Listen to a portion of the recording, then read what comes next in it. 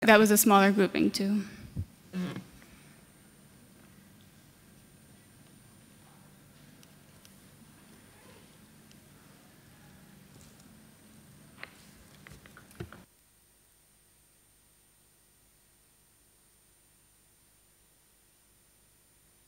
Should I go on? Huh? Can you please put the third slideshow? I thought to say something before they put the slideshow, but they were faster than me. I wonder how many of you have read the final document of NETmundial? I suppose almost everyone, right? How many of you have actually read 187 contributions, really? Anyone? Wow, okay. Couple of hands, good, good, good. Sorry. Why do I ask this? Because you could have noticed maybe that there is a bigger trend, or becoming much more and more bigger, a trend of analyzing even the politicians' speeches. And even the stock markets are being fine-tuned towards what they say. Now, if you take a look at some of the wording that we had at NETmundial, and we kept blogging about it, maybe some of us haven't paid that much attention, but certain words were very, very important. Some of these, like ecosystem, stewardship, creativity, multilateral, public good, public commons, sustainable development, and sustainable development, and as different phrase, roles and responsibilities, roles, responsibilities, and then roles and responsibilities as one word. There's a number of these, so what basically we try to do is to dig through all the contributions, the final document, and the next step will be through the transcripts. So we are in a way becoming an NSA of IG. Take care what you're talking next time at the IGFs, because we are recording and analyzing what you're saying. But actually these results can give us quite interesting information. So some of these information, I'll try to briefly run through some. I have too many remote controllers around. Which way should I point it? Trying to chase it. Ah, maybe I have to. No? Okay, there was a blank screen. Front. Okay, works. Very briefly what we did. Firstly, we took all the contributions of NETmundial and simply poured all the words into one counter. So we made a corpus of words. Second step, and that's the crucial step, we're building the terminological model of internet governance. Now that's a heavy part. That means that we need to analyze all the specific words that have some weight in internet governance debates. And it also means that we need to distinguish, when we count the words or find the relations, we have to distinguish and distinctively analyze internet, and then internet governance, and then internet governance forum. These are not the same, right? So some of the things that we basically get when we do a terminological model, and that's something that's still under development, and we hope by the end of the project we'll have quite a good model to have solid results from NETmundial particularly. Then we try to analyze the appearance of these words and the association among them. So some of the results, for instance, that we have or hope to have at the end of the project is, as Marilia said, the degree of the influence of contributions into the final document, which means that we might actually be able to say that the private sector and their contributions maybe had the biggest or the smallest weight. We might actually be able to see who had the largest influence and whether that correlates with initial contributions, with contributions at NETmundial, or whether there might have been some corridor talks that influenced that. So that's something that might be interesting coming out of the results. Then it would be interesting to analyze or compare the positions of different stakeholders, groups, and so on per each particular issue, like globalization or internationalization of ICANN or anything else. And we'll do many more things like semantic maps and so on, but let's go through some of the initial results. Now, I warn that this is really just a temporary stage, so don't take it as granted. We'll come up with more and more sophisticated results by the end of the project. So I think by November, when there is also Geneva Internet Conference, we should be able to present some more striking results. Now, you can't see this, but I'm not going to go through that. One thing is simple appearance, most frequent words and phrases that appear. And for instance, in overall corpus, of contributions, it is, of course, Internet and Internet governance, but then principle, stakeholder, global, process, participation, governance, organization. So it already tells us something. We, of course, can put it in these kind of clouds, and you've seen that. But if you analyze, for instance, some of the, now the first one to the left top is the overall contributions. And you can see, for instance, that the highest frequency of words would be principle, stakeholder, process, and then the government. The government would be somewhere a little bit less, but it was quite prominent.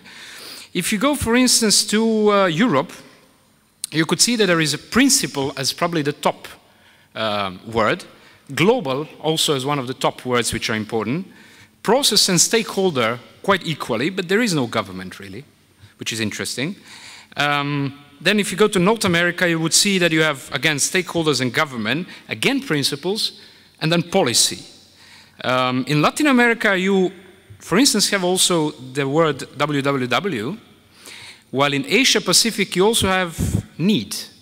I think we had need also in Africa, no, Asia Pacific. So the needs, whatever that might, in what context we might take it. Then we have per stakeholder.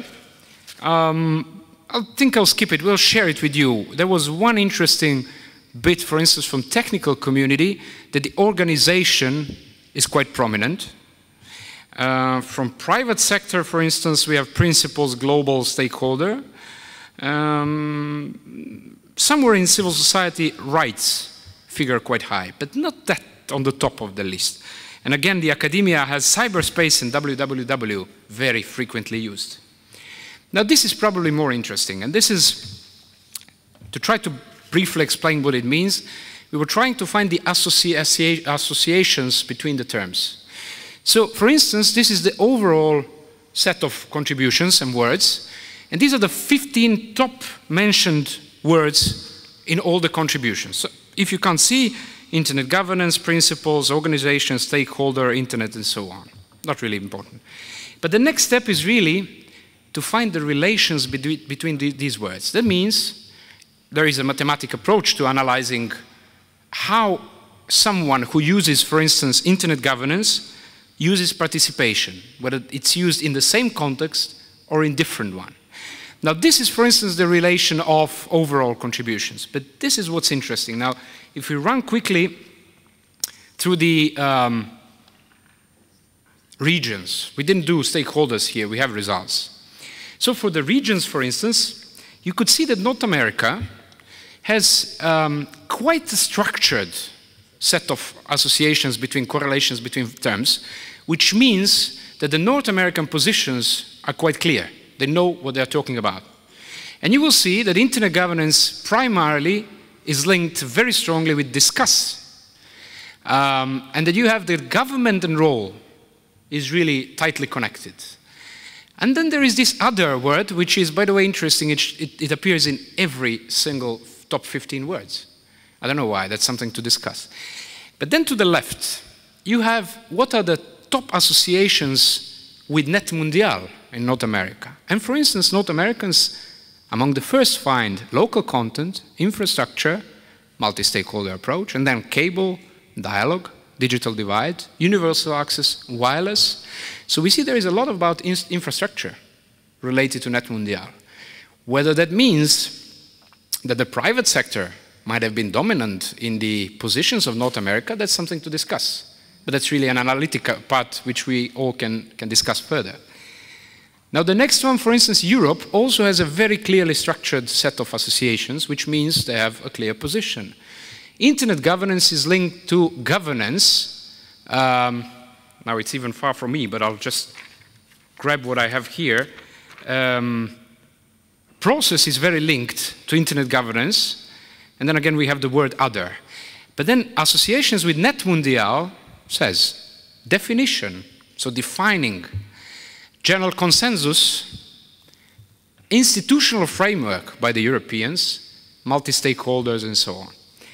Now look at the next. Okay, Latin America already has a little bit less structured associations because you have more relations between the words, which means the positions are not that clear.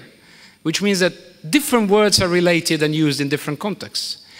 And some of those that you can see over there for Latin America, for instance, is that internet governance is linked heavily to stakeholders, but also to government.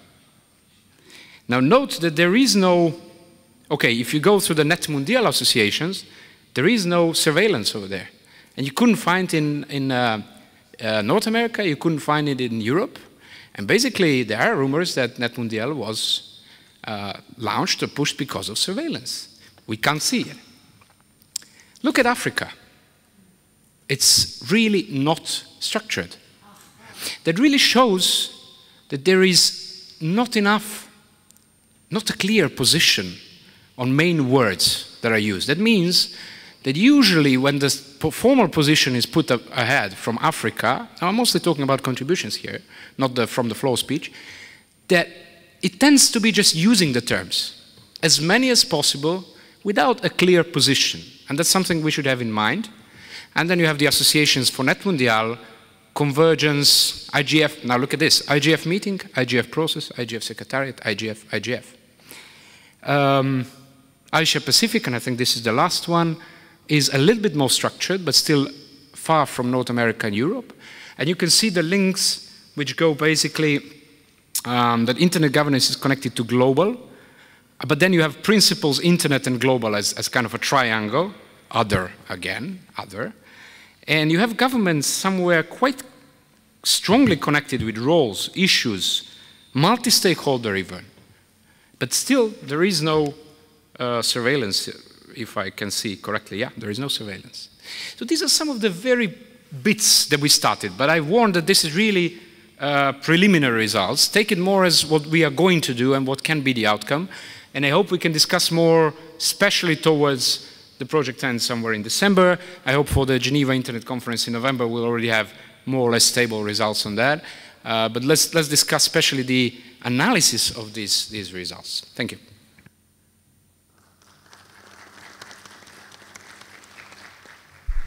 Thank you. I don't know if there is any question from the remote participants. Yes, we have one question. The question is from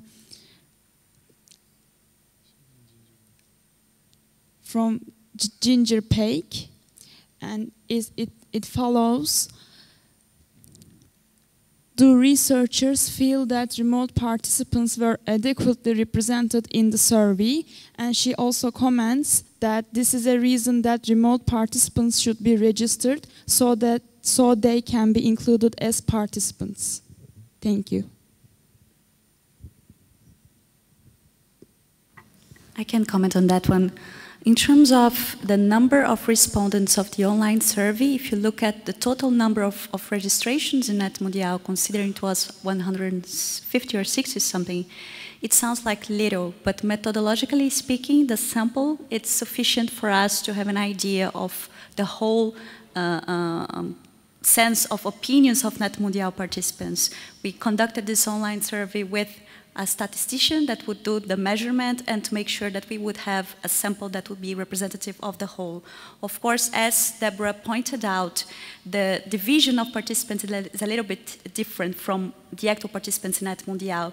So although we made an effort for governments to respond more to the online survey because governments were the larger number of participants on site, we did not get to match this sample. But in terms of general numbers, yes, it's representative of the number of participants. In terms of online and remote participants, this is a very interesting question because we had a hard time because of what Ginger mentioned. Participants are not registered.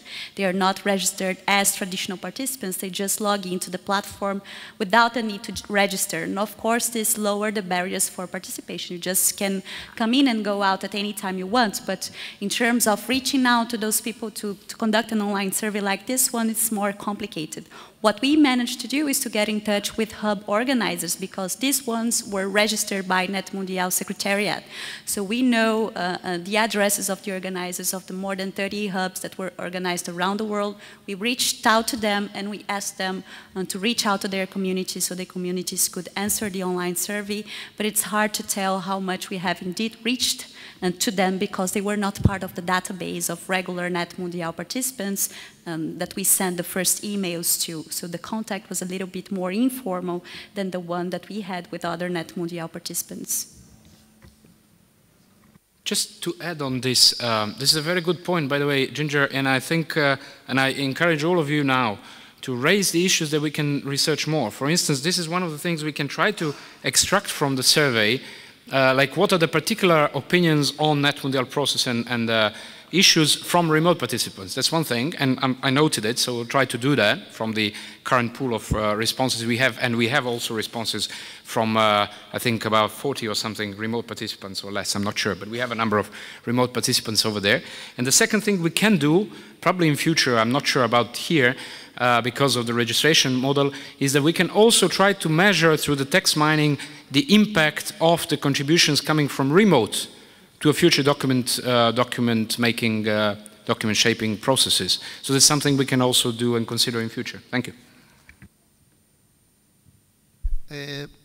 I have just one or two questions quickly, and I think there are more remote questions, right? Yes. Okay, just a second, I'll make a comment and ask. I understand this is a process which is not finished. You are still working on the research, and there are three main goals of the research. One of them is identify the issues that need further discussion and point out how and where they can be addressed.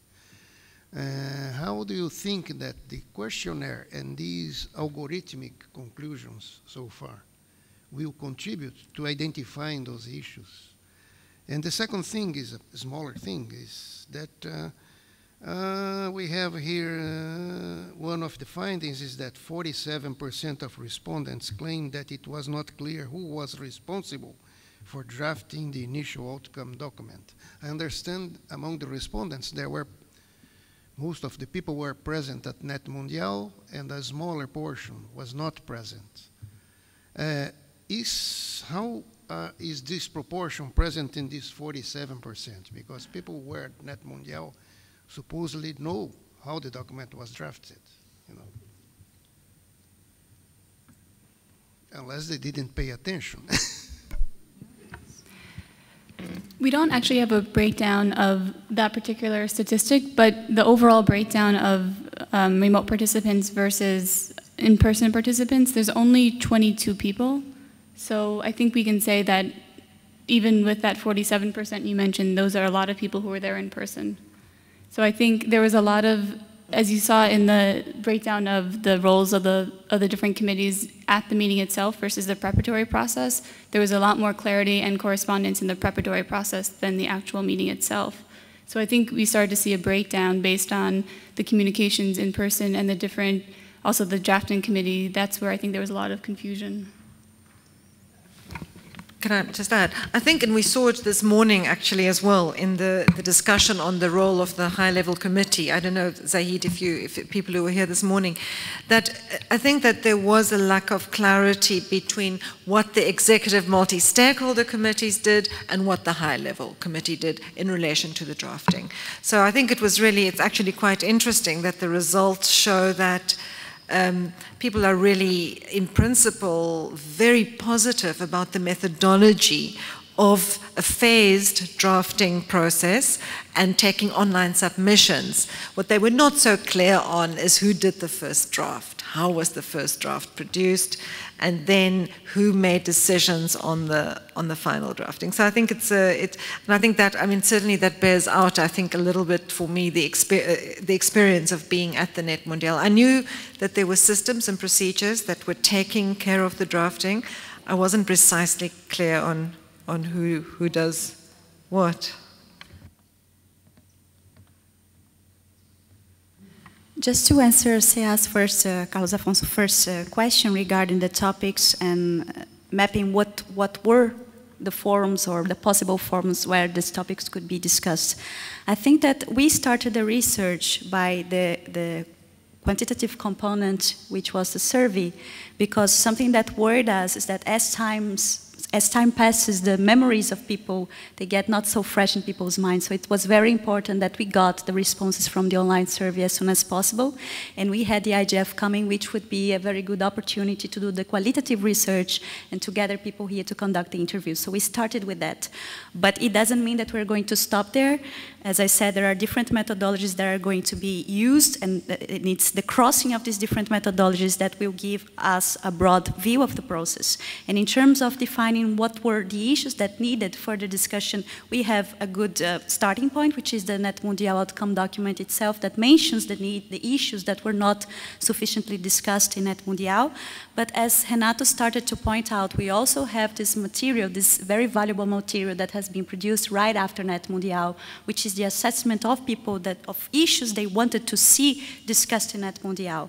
And I think that the last stage of the research, when we have the outcomes of this methodological research in terms of data mining, the online survey, and when we have mapped out what are the opinions of stakeholders, then I think that the last step, even to contribute to the discussions in the next IGF and in the WSIS Plus 10 process, would like to map out if these are the issues that need to be discussed, what would be the possible venues where these issues could be taken to.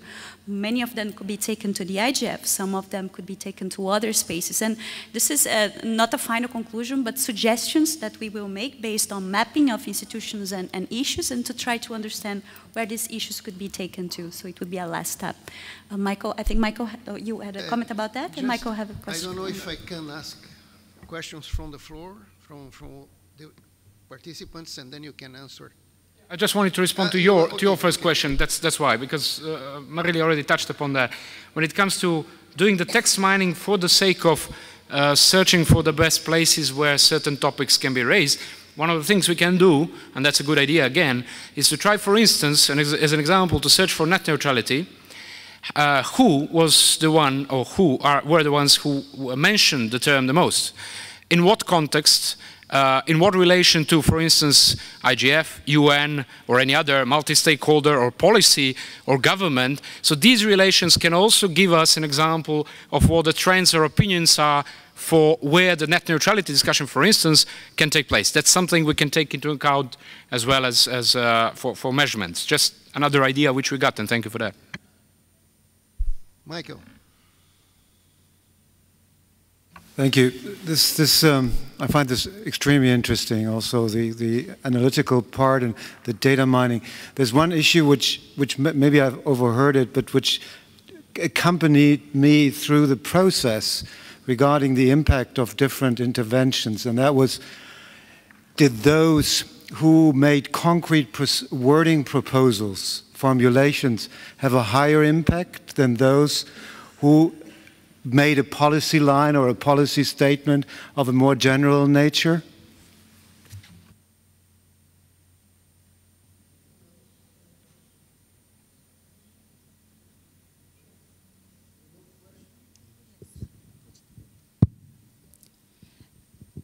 Again, this is the answer from Ginger Paig, and that follows, but remote participants may have had a more difficult time observing drafting and all procedures. The viewpoints may be different. We must work on this with event organizers. Thank you. Okay, so briefly to Michael, respond on the impact. I didn't make any conclusion because we don't have it yet. What we are going to try, I'm not sure we will be able to say that much in details because we don't have the transcripts. If we would have transcripts, and that's something we can discuss with the organizers, that's additional burden of work to go through all the transcripts. That might give us more understanding of what happened. Now, as far as I know, but I'm not sure, and probably the CGI people can correct me, there are no transcripts from the drafting working groups. I'm not sure about that. That's the problem that we face now to analyze. But in future, we might be doing that as well. Now, for the moment, I don't have any result, but I think already comparison of the contributions and the final document and some of the analysis of the process on the spot might give us ideas of the impact. But I hope to know that more by the end of, let's say, November or something. Just to complement Vlada's answer, there was a very interesting question that I think that we asked, which was how influential should have the voice of these stakeholders have been, and the people would mark which stakeholder. And I think this was a very interesting one because after the meeting there was always this debate taking place about who won, who lost with NETmundial, who were the big winners. And it's interesting to see that from the responses that we got, for governments, for instance, that are at the center of the responses, every stakeholder should have exactly the role and the weight that they had in the meeting. For civil society, for instance, civil society, academia, governments, and the technical community should have had more weight, while private sector and NGOs should have had the same weight that they have. For the private sector, on the other side of the spectrum, for instance, civil society, academia, and government should have the weight that they had, and the private sector as well, but the technical community should have had less weight. So it's interesting to compare this. Of course, it's not definitive answers, but it's interesting to compare this with the assessments that the stakeholders themselves have made after the meeting, for instance. One more thing, I'm not sure if, Deborah, if you mentioned that, yeah. Sorry, we've actually got quite a lot of people that want to ask questions. I wonder if we should take them all and then have the panel respond, because otherwise we'll run out of time. Sorry.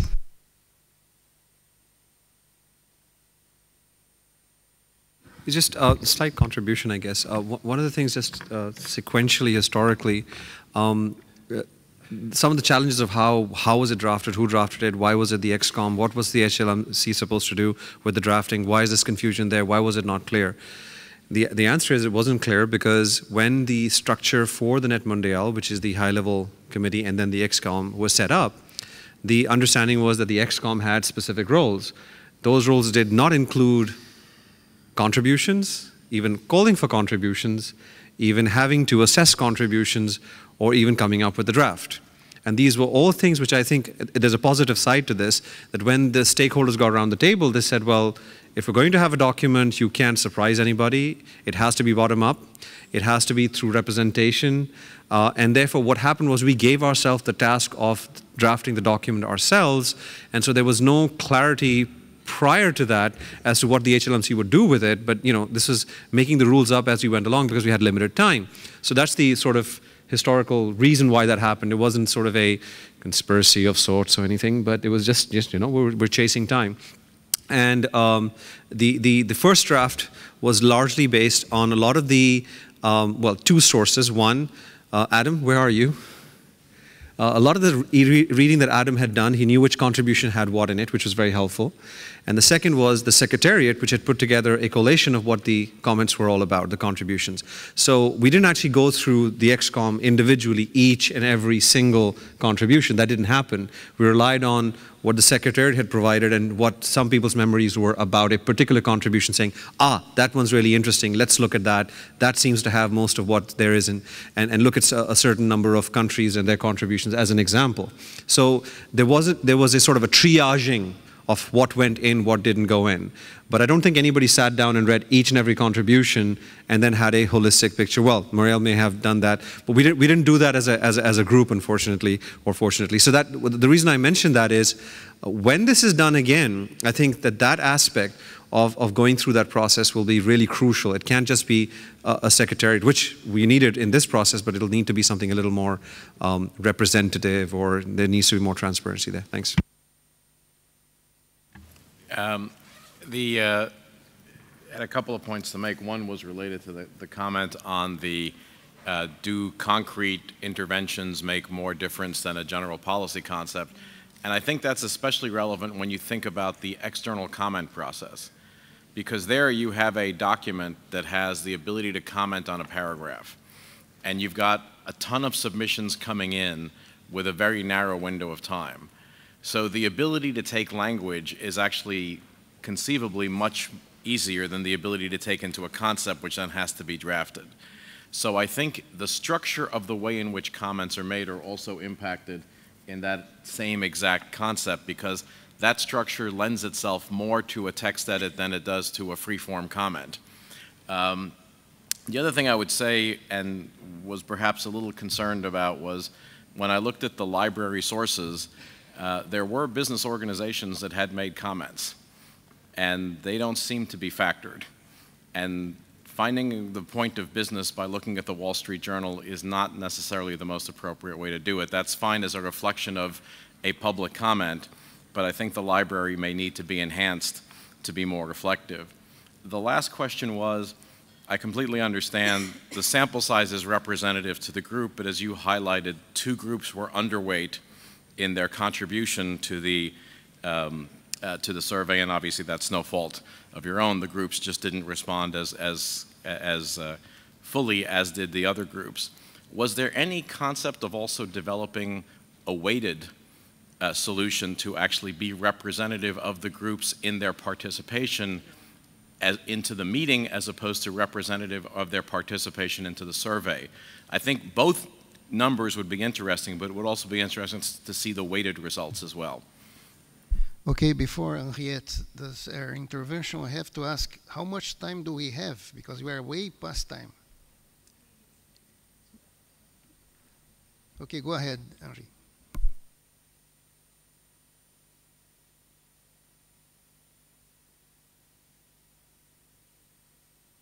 Sorry, am I the last person on the list? So we're coming to an end. Okay, good. I think that this process is, the research is still, the results are very preliminary. There's no reason why we can't produce weighted results as far as I saw the raw data. So I think we actually have to do that. So it'll be interesting to compare whether it's worth it or not, but it's definitely an easy thing to do. I think there's just one other little bit of data that was interesting. I'm not sure if you pinpointed it, Deborah, and that is the role of experts. I think the survey respondents, there was an overwhelming response saying that including experts and having a role for them in the drafting process would have strengthened the final drafting process. I think that's another sort of interesting lesson that we've extracted. And I think just in response to Michael's question as well, I think it was very interesting how I would say that in the initial process, concrete proposals had much more influence. But when we went into verbal negotiation and drafting at the end, the weighting shifted a bit more to policy points. And I think that also sometimes meant you got lost a little bit, because we would be arguing about a general principle or a general policy point and not necessarily have the concrete proposals that we needed when we needed it. So that's something else I think to consider. Do you, Vlada, do you want to, I was going to say what the next steps are, but you wanted to respond first, so I think I should let you. Maybe just briefly to this comment on library and on weighted participation. On the library, I guess you refer to the library used for text mining, was it? Sorry. The media library, the other one. Okay, so I'll leave it to Renato. And the other one is on the weighted participation. I'm not the statistics guy, so I don't know it exactly. But when we discussed it with Goran, who was helping us with that, he was cautious on already starting with weighting, simply because it's not a typical set of data. It's not like doing a survey on coffee lovers or not. There are so many nuances within the stakeholders even that are contributing to this. So this weighting really needs to be done very cautiously. And we should play with that, I totally agree with you, but we should probably try a couple of different approaches and see, not to fine-tune the results obviously, but to see which one is really representative. But noted, so we'll try to go ahead with that, yes. When it comes to the library, it was interesting that we tried to cover as many different texts as possible, even coming from governmental and intergovernmental institutions, from the journals, The Economist and the Wall Street Journal were mentioned. And what was more interesting is that when the text was not neutral, and there were some that were, the conclusions were similar. Of course, we are trying as many as possible. We would like to receive contributions from many different ones. We see this is an ongoing research. But that was interesting. When comparing civil NGOs and some of the organizations that are here present, when the comments, they were really similar to ones from the commercial publications. So we just try to be as broad as possible, but yes, please, if anyone has a contribution that we can add to our library, that would be welcome.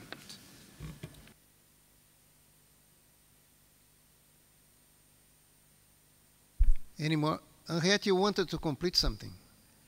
Marilia just wanted me to say something about the next steps, so I can do that quickly. We will be extracting from the survey results just very roughly what the lessons are that have been learned from this. So in other words, things that could have been done better, things that participants felt were done well. More broadly, we want to actually draw on this entire day, the discussion of this morning, this book launch that we're about to enter into, and to come up with a document that tries to capture a lot of that learning. And one of our goals that we'll be trying to achieve through the interviews, which is the next phase of this, is to identify issues that need further discussion in the NETmundial outcome, but to get feedback from participants on how and where they feel those issues. So the issues that were in the outcome document, net neutrality, whatever else there were there, to get feedback from the community on where and how, and then generally make recommendations on how these innovations that were used during NETmundial can be applied in the IGF process in particular, and not just in the global IGF, also in regional and national IGFs, intersessionally between annual events, and with some thematic focus. So that's really the broad goal of this.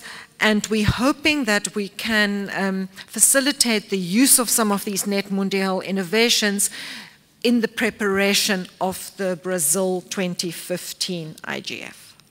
So I hope that summarizes it. Okay, for the final comments of the researchers, if no more, then we finish the panel. Thank you very much.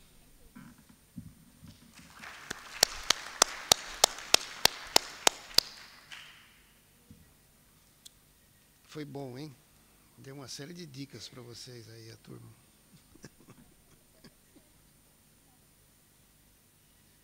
Agora é o Bill Drake. Is it possible to, this is hooked to the web, I assume, we pull up the page for this meeting today?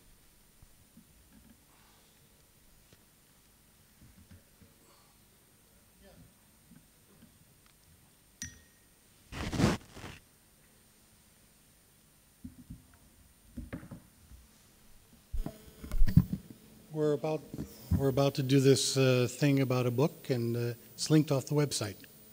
So if you could pull it up, that'd be nice. Hello. Hi. And they sent me to replace Ronaldo because he's not coming. Okay, Juliana. I don't know if they talked to you. No, they did not. Okay, I'm sorry.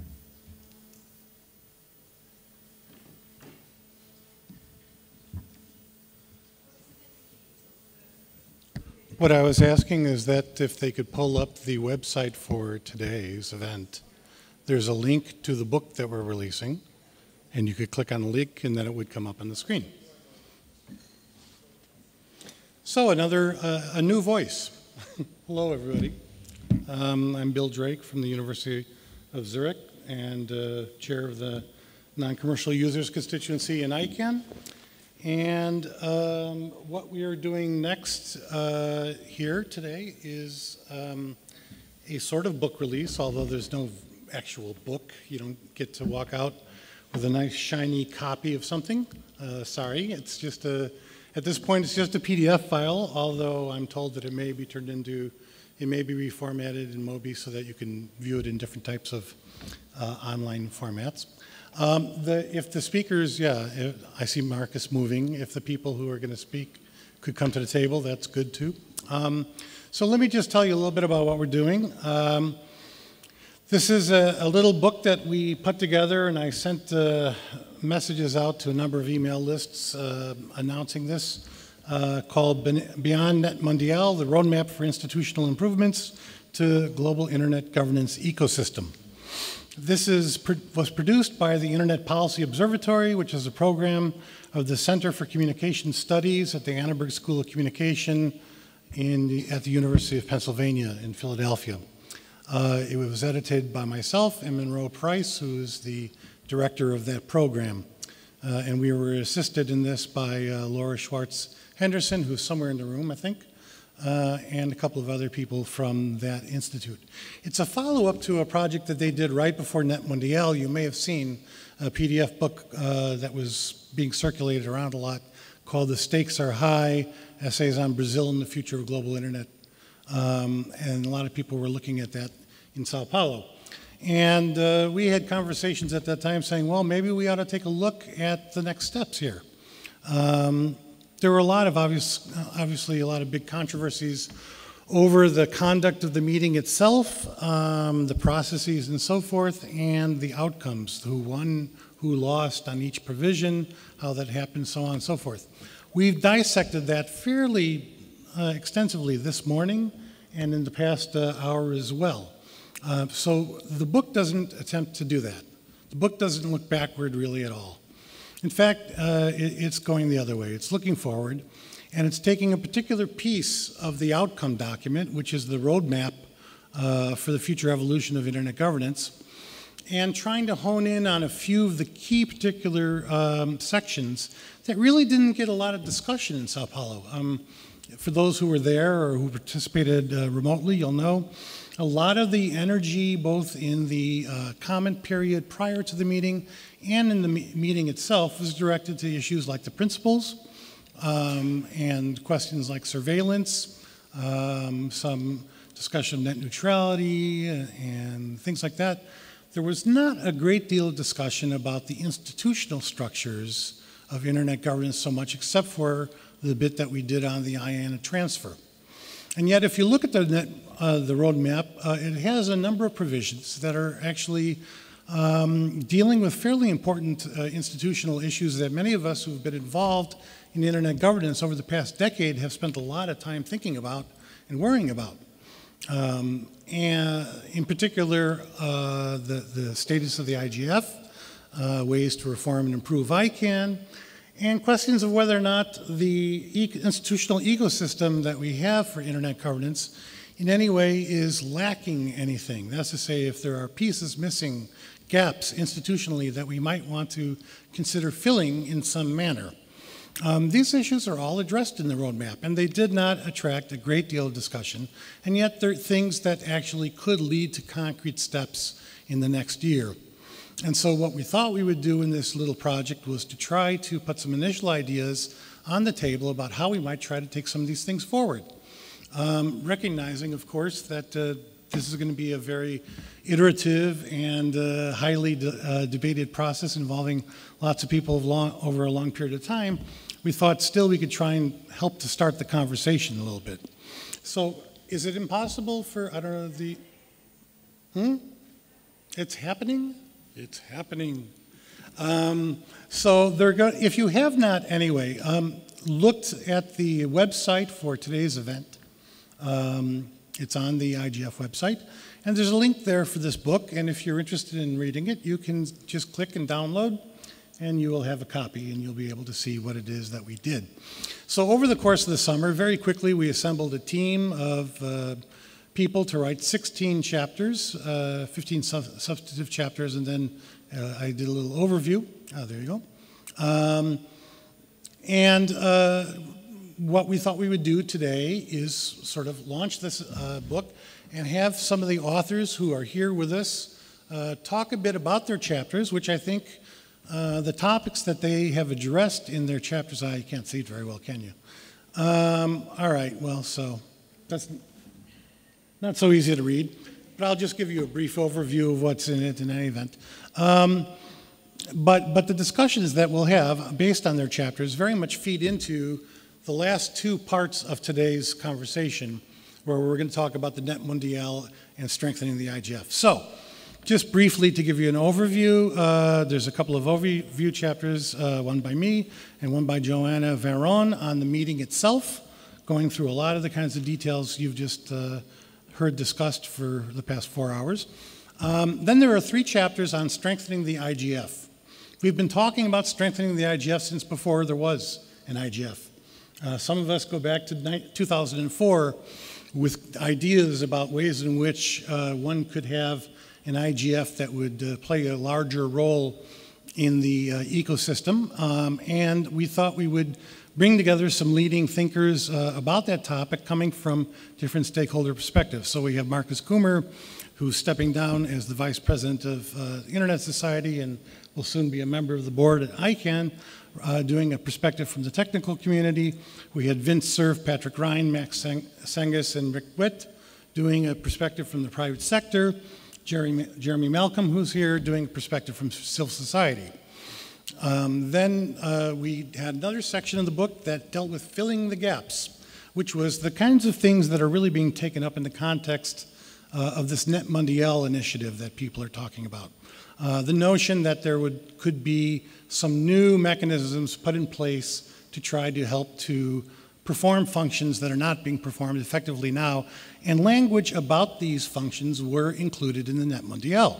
So there's a chapter by myself and Leah Casper on institutionalizing the clearinghouse function, a chapter by Henriette on global mechanisms to support national level multi-stakeholderism, a chapter by Ronaldo Lamos giving us an example of national level multi-stakeholderism, talking about the Marco Civil in Brazil, and a chapter by Samantha Dickinson about a very different effort to fill the gaps, as they say, which is the CSTD Working Group on Enhanced Cooperation.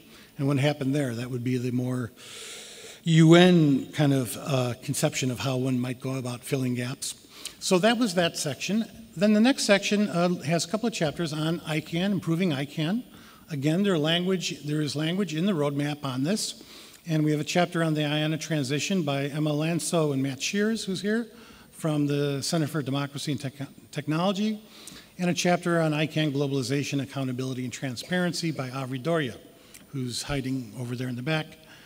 And then a couple of broader analytical kinds of approaches by some academics who wanted to participate in the project, looking at the twin notions of information interdependence and information sovereignty, and the whole contested relationship between the nation state, the territorial nation state, and the trans-territorial internet as a larger framing for thinking about these issues. And then finally, we had a section of papers on moving forward, how to take the NETmundial agenda forward. And there's a chapter by Marilia Maciel, who you've heard several times today already, about creating a global internet public policy space. And maybe you can chip in if you want to add something when we do it. There's a chapter by Nena, who's sitting over there, on moving to the NETmundial Plus of tomorrow. And a chapter by Wolfgang Klein-Vector, who's sitting next to her, who agreed to speak on whether the NETmundial was a watershed in internet policymaking. So we have then, in other words, I think authors of 7 chapters. Oh, I'm sorry, I forgot to say this. So I have to back up. Ronaldo Lemos could not be here, told me that Carlos Afonso was coming to speak for him instead. Carlos is not here, and this woman just came up and introduced herself and said she's speaking for him. What was your name again? Juliana will be speaking about the Marco Civil. So, okay, there we go. Sorry. You can introduce yourself when we come around. So that's it. We have 7 chapters. We'll spend maybe 5-6 minutes on each of them, and then we'll have an integrative discussion about the issues. Again, I would encourage you all to grab a free copy of the book off the internet if you'd like to do that. And I thank again the people from the Internet Policy Observatory at the University of Pennsylvania for making this all possible. Okay, so let's start. Strengthening the IGF. There's been a debate since really the early days of the IGF as to what kind of mechanisms we should have. Should the IGF be just an annual discussion forum, or should it be something that can do more than that, et cetera? Some of us in civil society had fairly strong feelings about this back in 2004, 2005. Jeremy Malcolm still has strong feelings about it. Jeremy's from the Electronic Frontier Foundation, and I turn it over to him to start out by telling us what he came up with in his chapter. Thanks very much, Bill. And I hope you don't mind me saying that when you first briefed me to write this chapter, you said you wanted the sane civil society position on strengthening the IGF. So I had to tone down my usual insanity for this chapter. But thank you very much for the opportunity. And I also would like to compliment you on your overview chapter, which I think sets out all of the contributions very well. And if you don't have time to read my chapter, you can just read Bill's overview of it and you won't miss very much. Talk of strengthening the IGF in the abstract isn't particularly descriptive, because what one means by strengthening depends on the goals that you want for the IGF, and actually that will differ depending on where you sit in the existing internet governance regime. So if you happen to be a large corporate or a well-funded technical organisation or a powerful government, then your conception of strengthening the IGF will be different from the perspective of a civil society organisation that struggles to have its voice heard in the global internet governance ecosystem, which will have a very different conception of what strengthening the IGF means. So for civil society, when we talk about strengthening the IGF to give it the capacity to produce recommendations, we're often talking past the other stakeholders for whom that wouldn't be very much of a value add, because for them they don't need that because they are already heard very clearly in internet governance policy discussions. So the premise of my chapter is basically that the various stakeholder groups that participate in the IGF assess its value differently because of their different needs. And it's, I draw a distinction between the stakeholders with the strongest voices in global governance processes, for whom the IGF is most useful just as a networking and discussion forum, from the value that it could have for civil society in actually amplifying their voice in policy processes and making some changes that they couldn't otherwise get made through ordinary representative democratic processes and lobbying and so on. I talk about how initially some of the other stakeholders were rather indifferent or even hostile to the idea of the IGF. They did tend to emphasise its role as a discussion forum only and try and confine it to that role. I do acknowledge that there has been some progression there, and some of the stakeholders are now coming around to the idea of an IGF that could go further than that, that could not only act as a coordinating body between other institutions, but could also issue recommendations to policymakers in line with what we've always said has been part of the IGF's mandate. But even so, when we look at groups like the CSTD Working Group on Improvements to the IGF, we still do see that there is a marked difference in approach between the civil society stakeholders in general and the other stakeholders, who tend to say that the IGF has succeeded pretty much in its existing form. Whereas civil society stakeholders tend to push the envelope a bit more. This doesn't mean that the non-civil society stakeholders don't also say that there need to be improvements to the IGF. There are ways in which it could better facilitate coordination between governments and industry and so on. But I haven't focused on those. I've focused on what I argue is needed for the stakeholder group with the weakest voice in policy processes, which is civil society.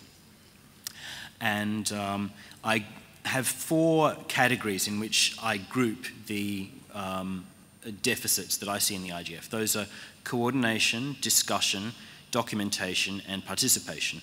And I won't go into the ways in which I see these shortfalls during this brief few minutes, but you'll see that in the paper I come back again and again to these 4 categories where I see the IGF having fallen short, and I then go on to explain how the IGF could be reformed to better fulfil these parts of its mandate, and how the result of that, as I explain, would be to make global internet governance better informed, more inclusive, and more just. And I don't think that the IGF's mandate needs to be expanded in order to accomplish that.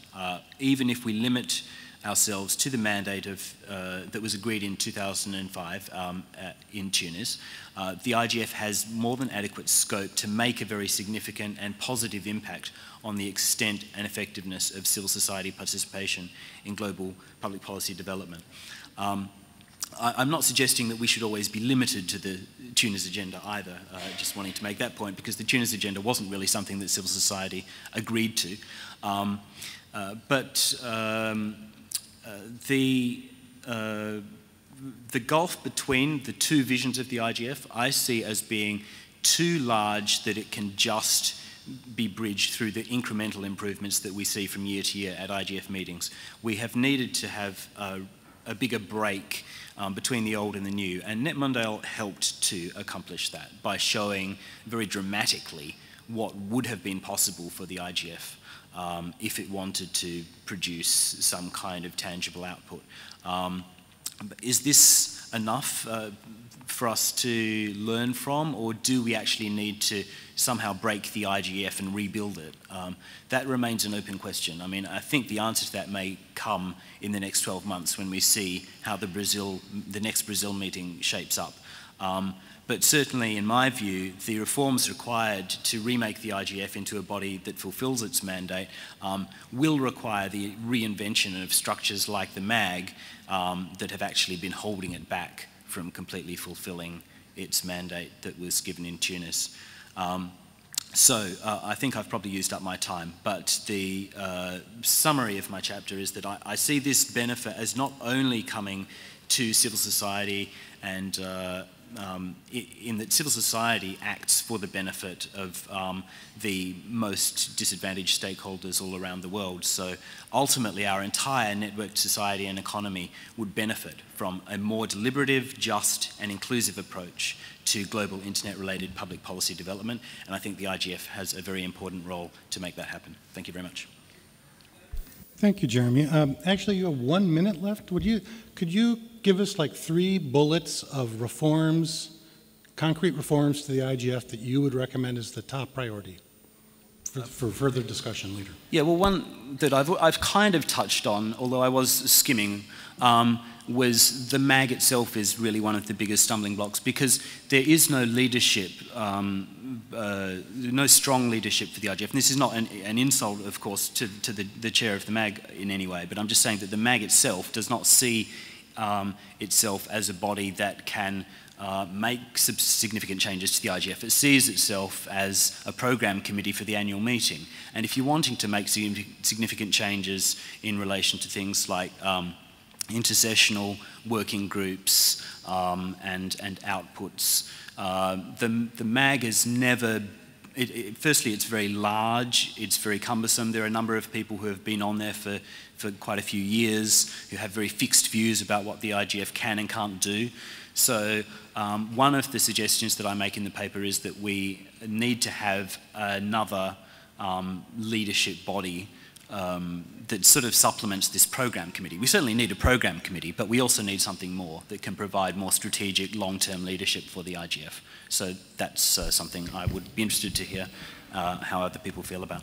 So to be specific, and not to keep leading you on, but in your paper you build on arguments that have been made by Wolfgang and others that there should be a sort of policy committee of some sort, a multi-stakeholder policy committee that would play a role in carrying forward the work done in intersessional discussions and so on, yep. and bringing issues that have matured to a context where they could then be debated and possibly taken up. Well, when we look at NETmundial and we see how the committee structures worked there, I think that gives us a good example of what may work for the IGF as well.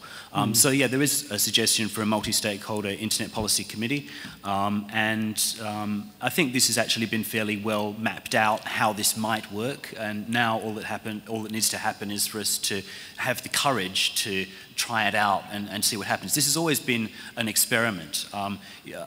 In your introduction, I think you quote Kofi Annan's statement about how the internet is such a, I can't remember the exact wording, but we should not hesitate to be creative in the way that we govern the internet when the internet itself is such a new groundbreaking phenomenon. We've been fearful for too long about breaking the IGF, turning it into an intergovernmental lobbying venue and thereby breaking down the free discussion that we have here. I don't think we need to be so worried if we're careful about the way we do it. There are ways that deliberative democratic processes can be designed that can eliminate that danger or reduce that danger. So I think let's feel free. The IGF has survived very well for 8-9 years now. I don't think it's going to fall over if we try something new. So thanks. And by the way, on the issue of the MAG, and I'm a MAG member and I'm totally willing to be restructured. But one of the other chapters, Vint Cerf and his colleagues from Google are not here, but one of their big recommendations is the need to document the mandate of the MAG and to get more specific about that. And I think that's certainly something that needs to be done because it's a contested issue for quite some time. Okay, let's go to another perspective from somebody who has a little bit of experience with the IGF, going back to the beginning, to say the least. Marcus, would you like to share your thoughts? Thank you, and who actually wrote the lines attributed to Kofi Annan. So. Yes. As it's usual for humble civil servants, they have to do the writing for the important people. No, I took a slightly different approach. Yeah. No, just get across. Okay.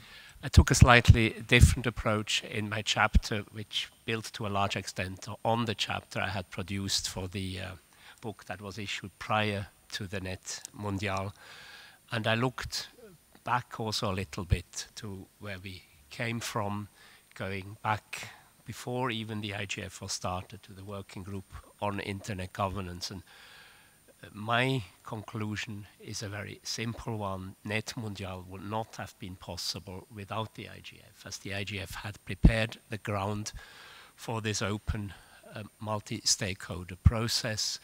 Never before had I seen senior government officials queuing up behind the microphone, and I don't think that would have been accepted without 7 or 8 years of the IGF. But I fully agree with Jeremy's analysis that we have moved on and time is ripe now to learn from NETmundial what can we import back into the IGF. And I see this as a cross-fertilization of IGF and NETmundial. But I also have looked a little bit at the historical situation. The mandate was a negotiated mandate. It was diplomatically negotiated. There are words in there like when appropriate, which is a normal diplomatese language for saying if you want a safeguard to say no, then you can always say it's not appropriate. And it's language that you could argue is not appropriate for the internet world, which functions differently. It is language used for traditional diplomatic processes. And at the time it was also clear that governments, one thing they did not want is set up a new organization. And IGF veterans may remember when we had the first discussions, there were civil society groups who immediately wanted to set up working groups. We need to have intersessional processes. And there were others who said, no, that is too much like an organization. We are here just to manage a meeting, to prepare the program for a meeting. So these were the starting points. But we have moved on. I do remember when we organized the very first IGF meeting in Athens in 2006, there was a discussion on how many workshops should we have, and there were those who said, oh, more than 6 workshops, that would be absolutely intolerable. We would not know where it's going. We need to control the program. In the end, we had as many proposals as we had slots. That was, I think, 36 workshops. And it wasn't the end of the world, but people were very nervous to begin with. There was talk about possible capture of issues and whatever. Now, over the years, I think this nervousness has subsided and people gradually felt comfortable talking to each other, and we have seen this, that there are cross-community working, informal groups, discussion groups, people learned how to talk to each other. And there was a gradual progression, and I felt definitely the Bali meeting was a major step forward. We managed to have a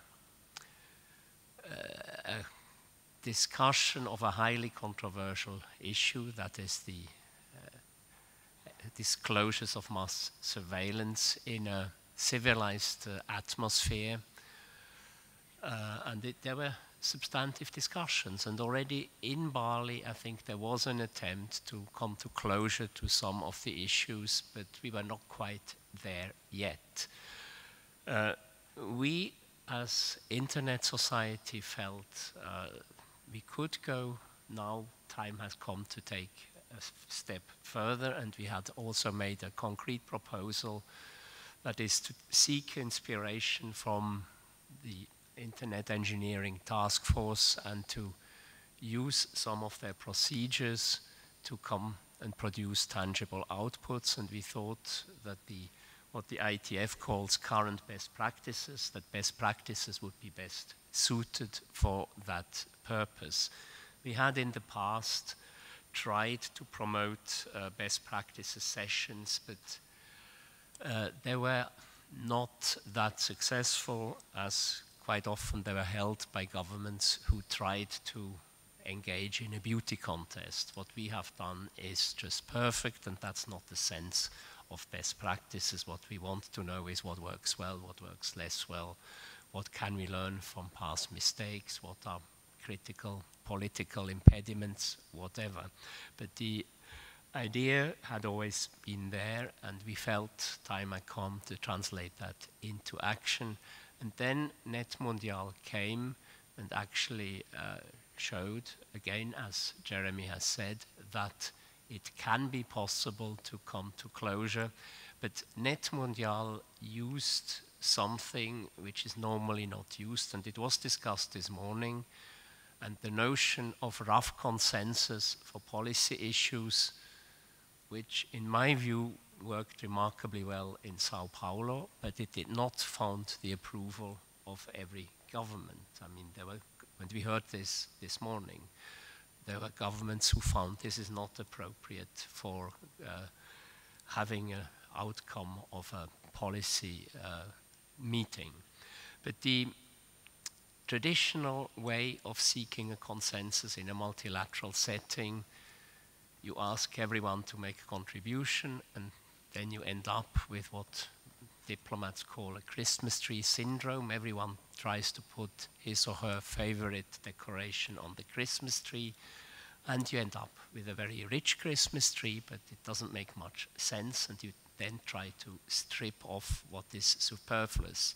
And the NETmundial approach was clearly different. They tried, as it was explained this morning, tried to look for commonalities and left out outlying features. Does that mean I overstep? Okay, I come to the back end. Anyway, I do think we can and we should learn from NETmundial and try to make use, to the extent possible, of this rough consensus approach, which, by the way, was also what we had proposed, learning from the ITF. The ITF builds on a rough consensus and do that for policy issues in the IGF context. And now, do we need to break it apart, or can we build on what we have? I'm traditionally rather a gradualist than a radical reformer, and I think we do have a solid basis to build on. But I also agree that we do need to take courage and move forward. And I think, well, Jeremy has recognized that there's also a different approach to the IGF, and yes, what he says makes much sense. Not every stakeholder group has the same needs, but I think most stakeholder groups agree that we can move a step further, and this meeting, I think, is very crucial. But moving forward to Brazil, I definitely would support a solid intersessional work that can take us to Brazil.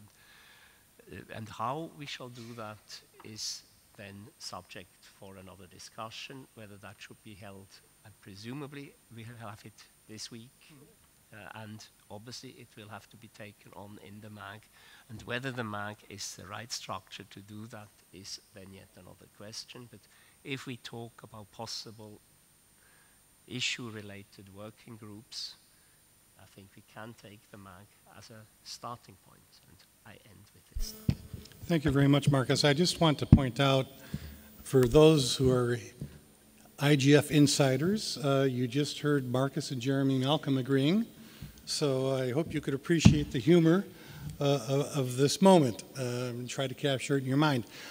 We will indeed have a discussion in the main session on, I guess it's the morning of Thursday, on the IG ecosystem and the role of the IGF.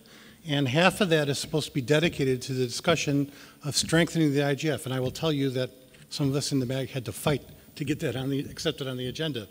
And there's also the taking stock session at the end of the thing. So there's several opportunities for us to raise the questions of how we might put in place new mechanisms for going forward to Brazil. Okay, so that's the IGF bit.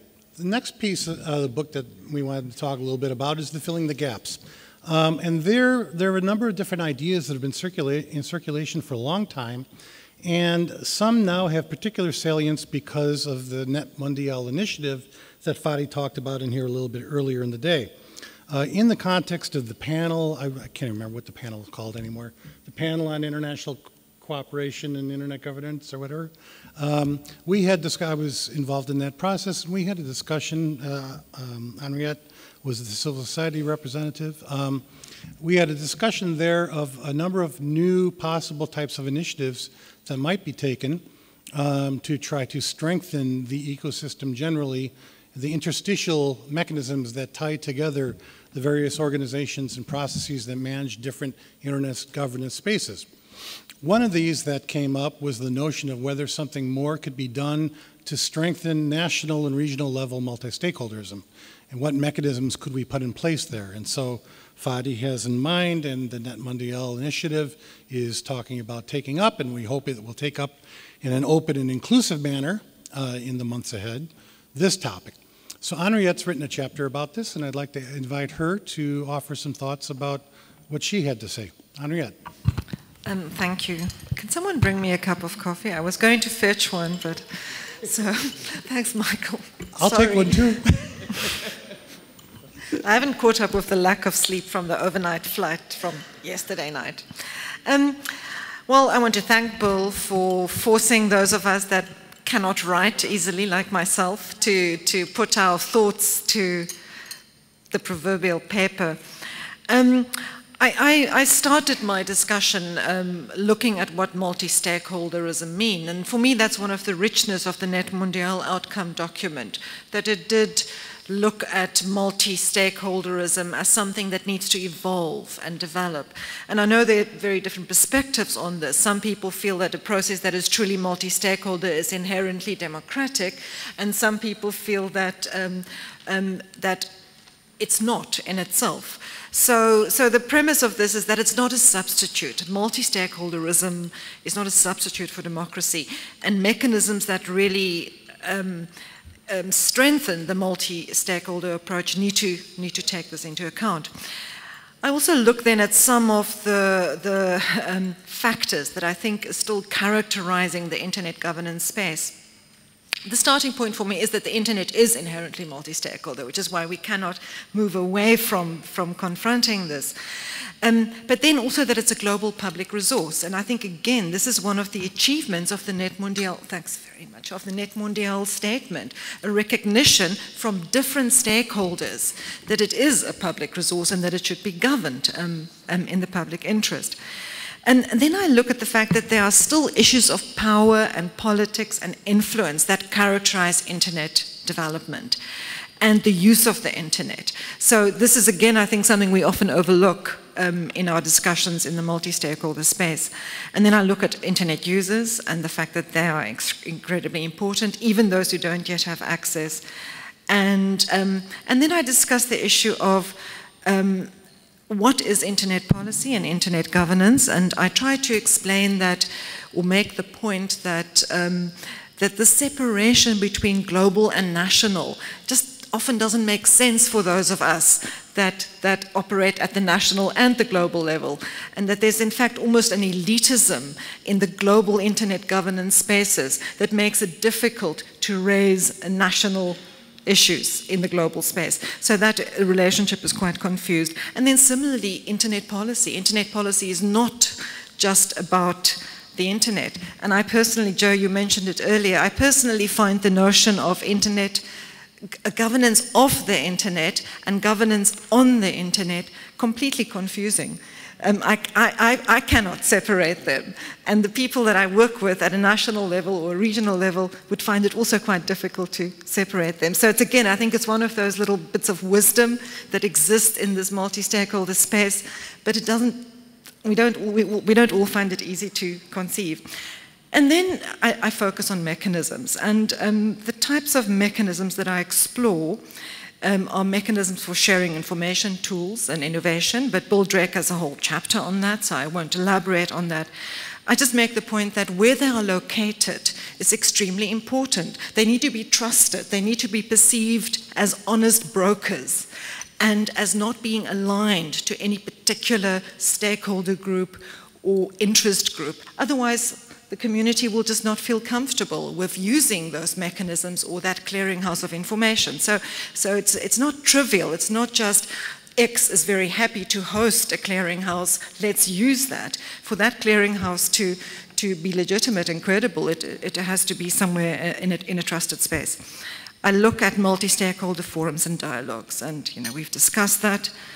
The IGF is critical, and it's a very important space. But then I discuss something that is maybe slightly little different, but I think very important for national level involvement. And those are stakeholder-specific forums and dialogues. Often why you have such an imbalance in power and influence in a multi-stakeholder forum is because the different stakeholder groups don't have equal confidence or opportunity to develop their policy positions, or even their analysis of what is being discussed. So it is very important to have those spaces, and I think this applies to governments as much as it does to business and civil society and any other interest group or stakeholder group. I also look at the issue of diversity and making sure that these mechanisms that we have to give stakeholders the opportunity to formulate their analysis and their positions need to accommodate diversity. If they just become caucuses where a line is developed, they actually lose their value because they become top-down. So it's very important that they accommodate diversity of perspectives within a particular stakeholder group. I look at the need for a normative framework and guiding principles and discuss the role of Marco Seville and then also of the NETmundial in that. And then I look at the need for research, learning, monitoring, and evaluation. I think that's something that is extremely important. And I think one of the values of the IGF is that it is a space where a lot of research and learning is communicated. But there's also a need for ongoing research, and it needs to be independent. We also need critical research in this sector. Capacity building, which was also a recommendation of the high-level report that Bill mentioned, is very important, but I highlight here a risk, and it's a risk that I perceive the NETmundial initiative actually beginning to fall a little bit in that trap. And that is capacity building that's defined by the North for the South, to put it bluntly, and that actually reinforces existing inequalities. It's a kind of band-aid for political conflict or political disagreement, particularly between governments. And they say, oh, they don't understand the multi-stakeholder process, or they don't understand why we have to make policy in this particular way. Let's build their capacity, then they will understand. And I think that is a naive, politically naive approach, as well as a patronizing approach. And I think the issue of learning about internet governance is across the board. We all need to learn about the different issues in different regions among different stakeholder groups. So that's really important. And then looking at balanced and fair inclusion of stakeholders, which is an imperfect process, but I discussed that. I discussed the issue of capture and how difficult it is to avoid capture in multi-stakeholder process where not everyone has equal resources to participate in these processes independently. And then finally, and I think this touches on some of the points Benedito made this morning in his reflections on the NETmundial statement, is looking at mechanisms that specifically target governments and intergovernmental processes. I don't think we'll succeed in going beyond NETmundial if we don't engage with those mechanisms. And maybe it was a lost opportunity, as you say, to not mention the Tunis agenda, because maybe that one little piece of text could have included governments. But be that as it may, I do think it's necessary for multi-stakeholder process to engage intergovernmental and governmental processes. And the point that I try to make is that the multi-stakeholder model should not be a device for bypassing governments, but a means for engaging them. Thank you, Henriette. Can I just put you on the spot for a second? Because you took in your approach of the kind of looking at the existing arrangements and how do we sort of strengthen the mechanisms that are already out there.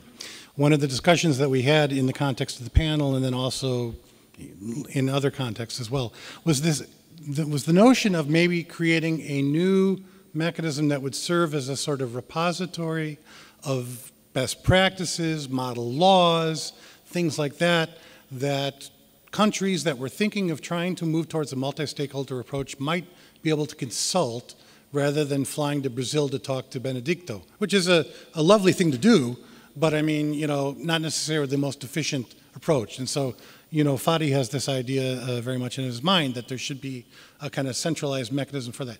You shy away from that issue, so I'm just curious, do you shy away from it because you think it just doesn't work? It's a bad idea? Can't be implemented properly, or what?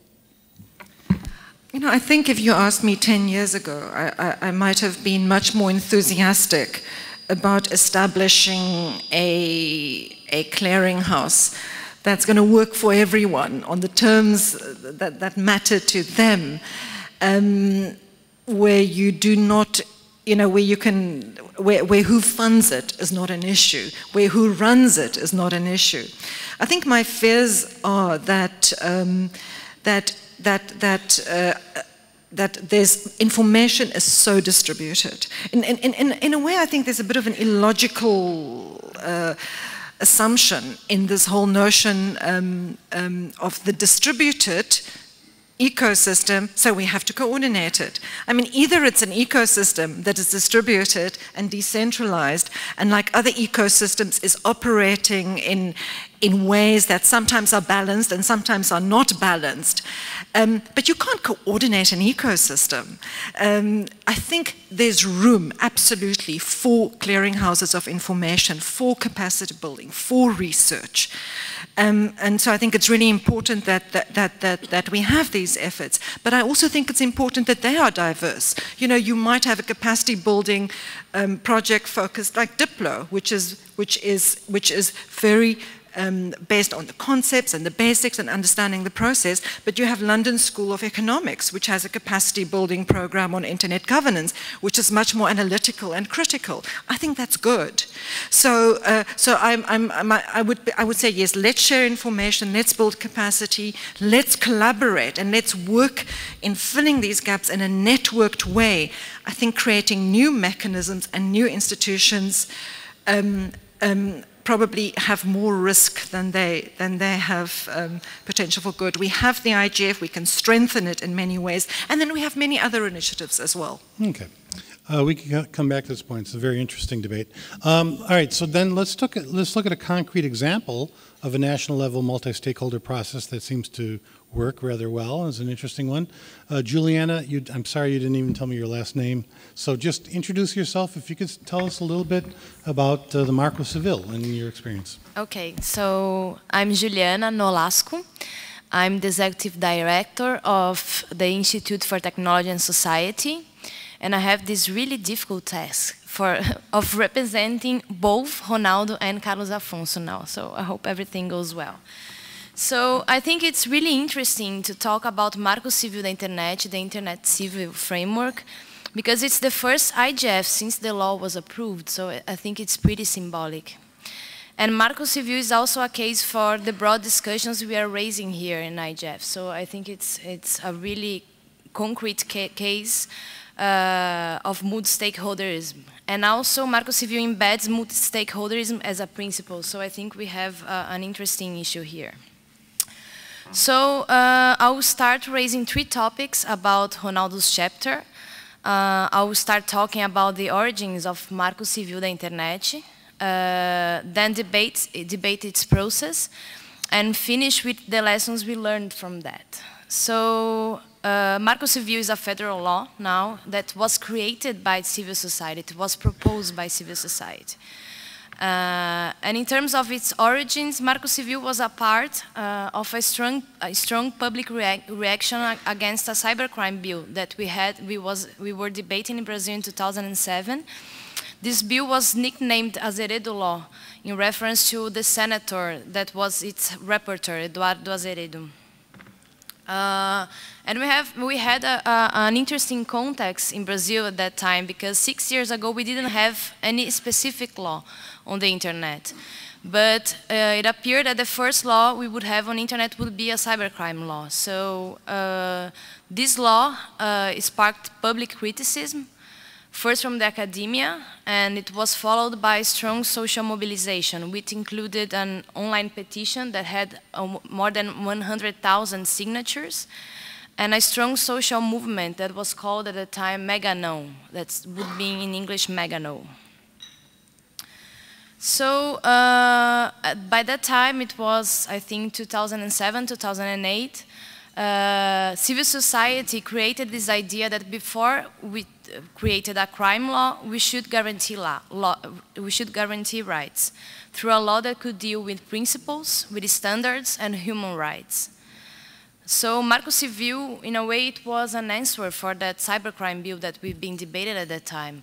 And some narratives were created around the cybercrime bill and the Marco Civil that was really interesting. That one day, a cyber activist gave an interview, and he said that the cybercrime law would promote censorship in Brazil.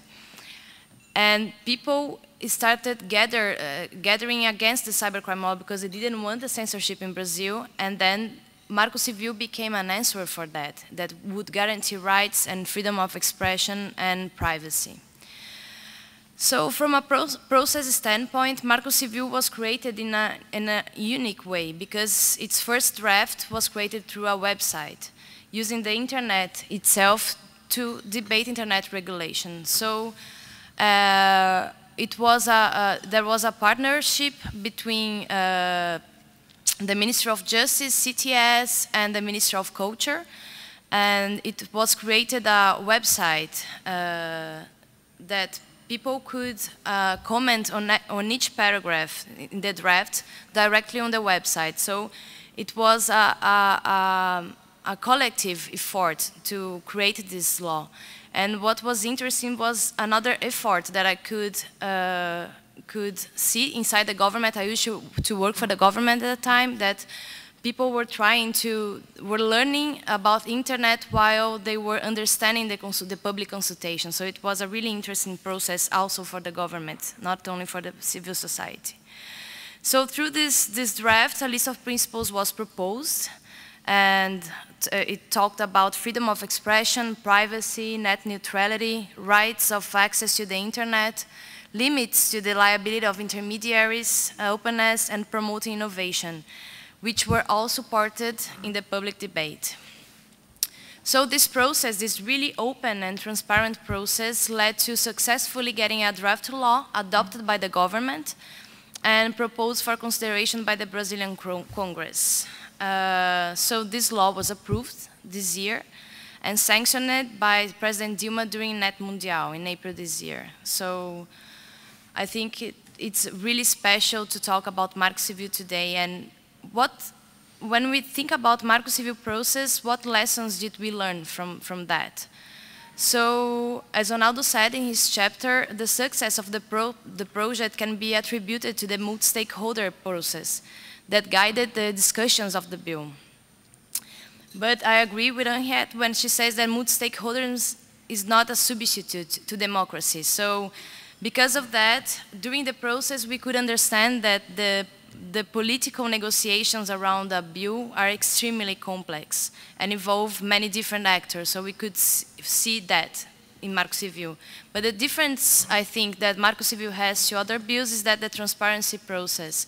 Because everything was online, so each party's position helped to, the transparency of each party's position helped to reduce the information asymmetry and facilitated negotiations and some necessary compromises. And also transparency also led to accumulation of knowledge around the subject inside the government and the civil society, and resulted in new alternatives to internet regulation in Brazil. Finally, such an experiment became an example on using online tools to foster democratic participation. So I think Marco Civil process ended up changing the way we see civic engagement in our country. So after Marco Civil was approved this year, I think there are many initiatives that are being discussed inside the government in how the government could use technology to engage civil society in promoting public policy and other laws. So I think it really changed the way that civil society see as a part and engaging with the government in proposing things. Thank you very much. It's certainly an experience that's worth, I think, other countries taking a close look at, and I know that, in fact, some are. The concept is spreading, and I think that this is where this kind of discussion about whether some kind of mechanism to help promote the replication of multi-stakeholder approaches in national level legislation and institutional arrangements could be interesting. My colleague Leah Casper was supposed to be here and unfortunately couldn't at the last minute, so I will just say a couple of very quick words about the chapter that I did with her on institutionalizing a clearinghouse function, because this is another one of the concepts that you will have heard mentioned in the context of the NETmundial initiative, and it's something that's been a long-running discussion among some of us. Going back to the earliest thinking about the internet governance in 2004, some of us were arguing that the new IGF, or that a new mechanism, if created, should not only be a place for dialogue, but should also be, could have a role through secretariat and supporting networks of helping to enhance the circulation and sharing of knowledge and information in the ecosystem across different stakeholder groups, with an eye to facilitating more effective policy making at the national level, particularly in the sense of helping countries that may lack domestic capacity to tackle certain issues, particularly the least developed countries, the 50 recognized UN least developed countries.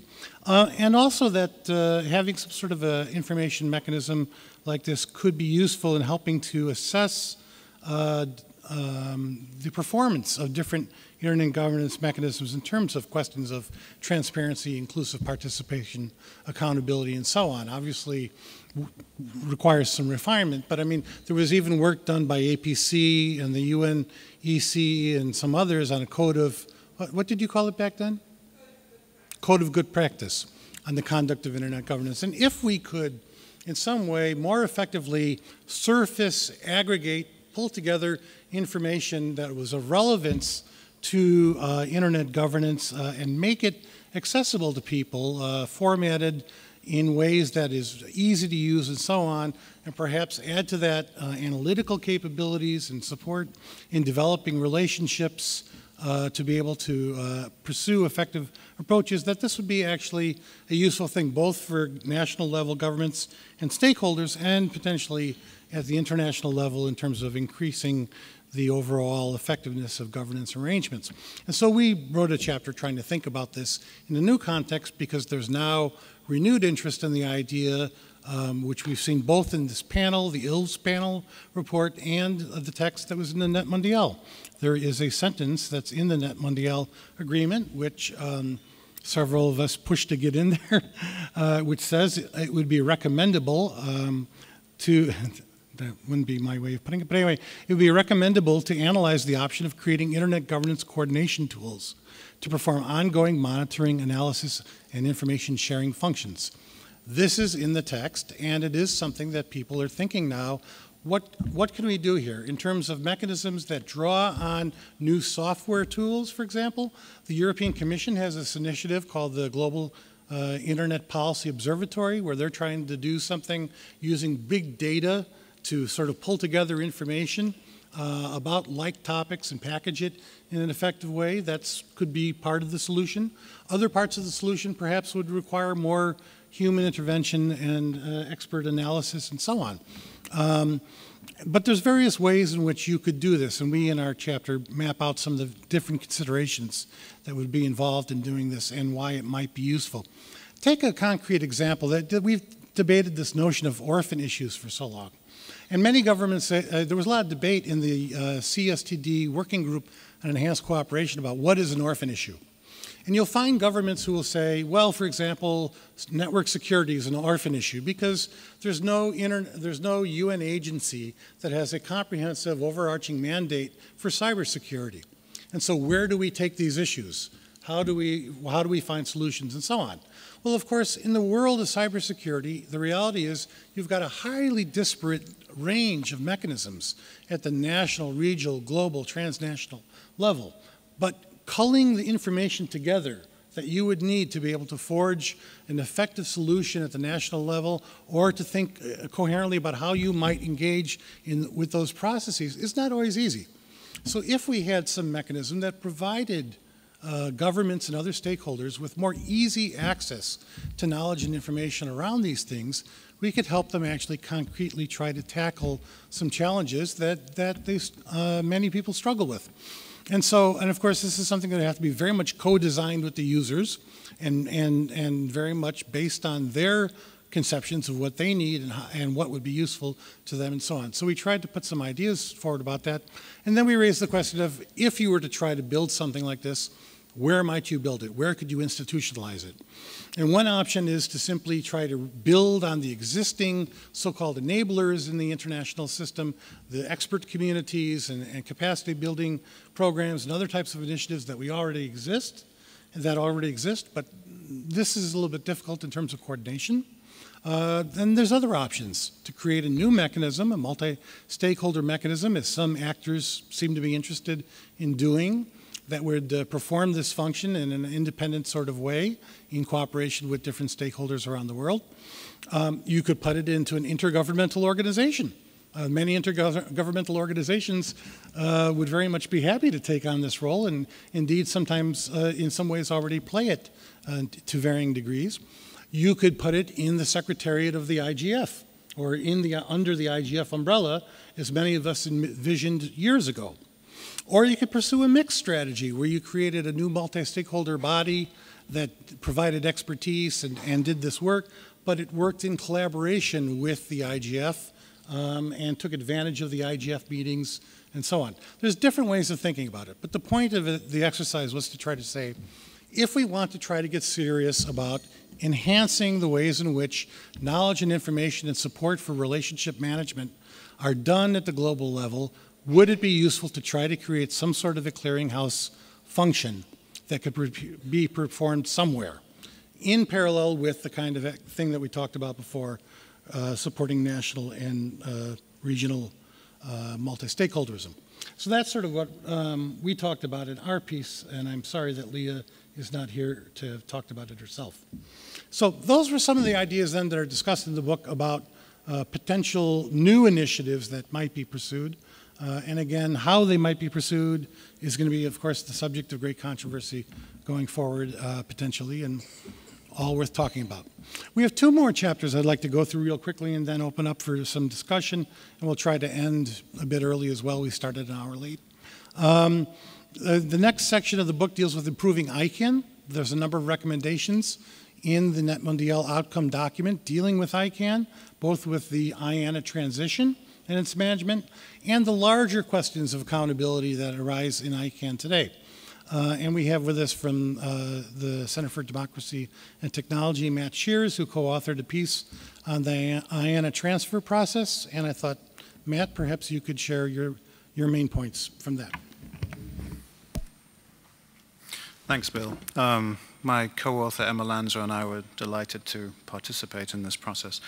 So CDT is not a member of any ICANN community, but we're a very interested party that watches what goes on closely from the outside.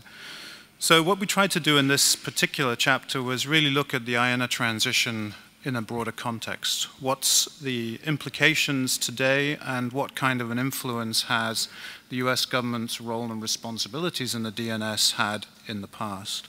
We start out by looking at the NTIA announcement of March 2014 and look at the role that ICANN has and what its convening role in terms of trying to bring together a global multi-stakeholder process that will result in a proposal that would allow the US government to step back from its roles in the DNS.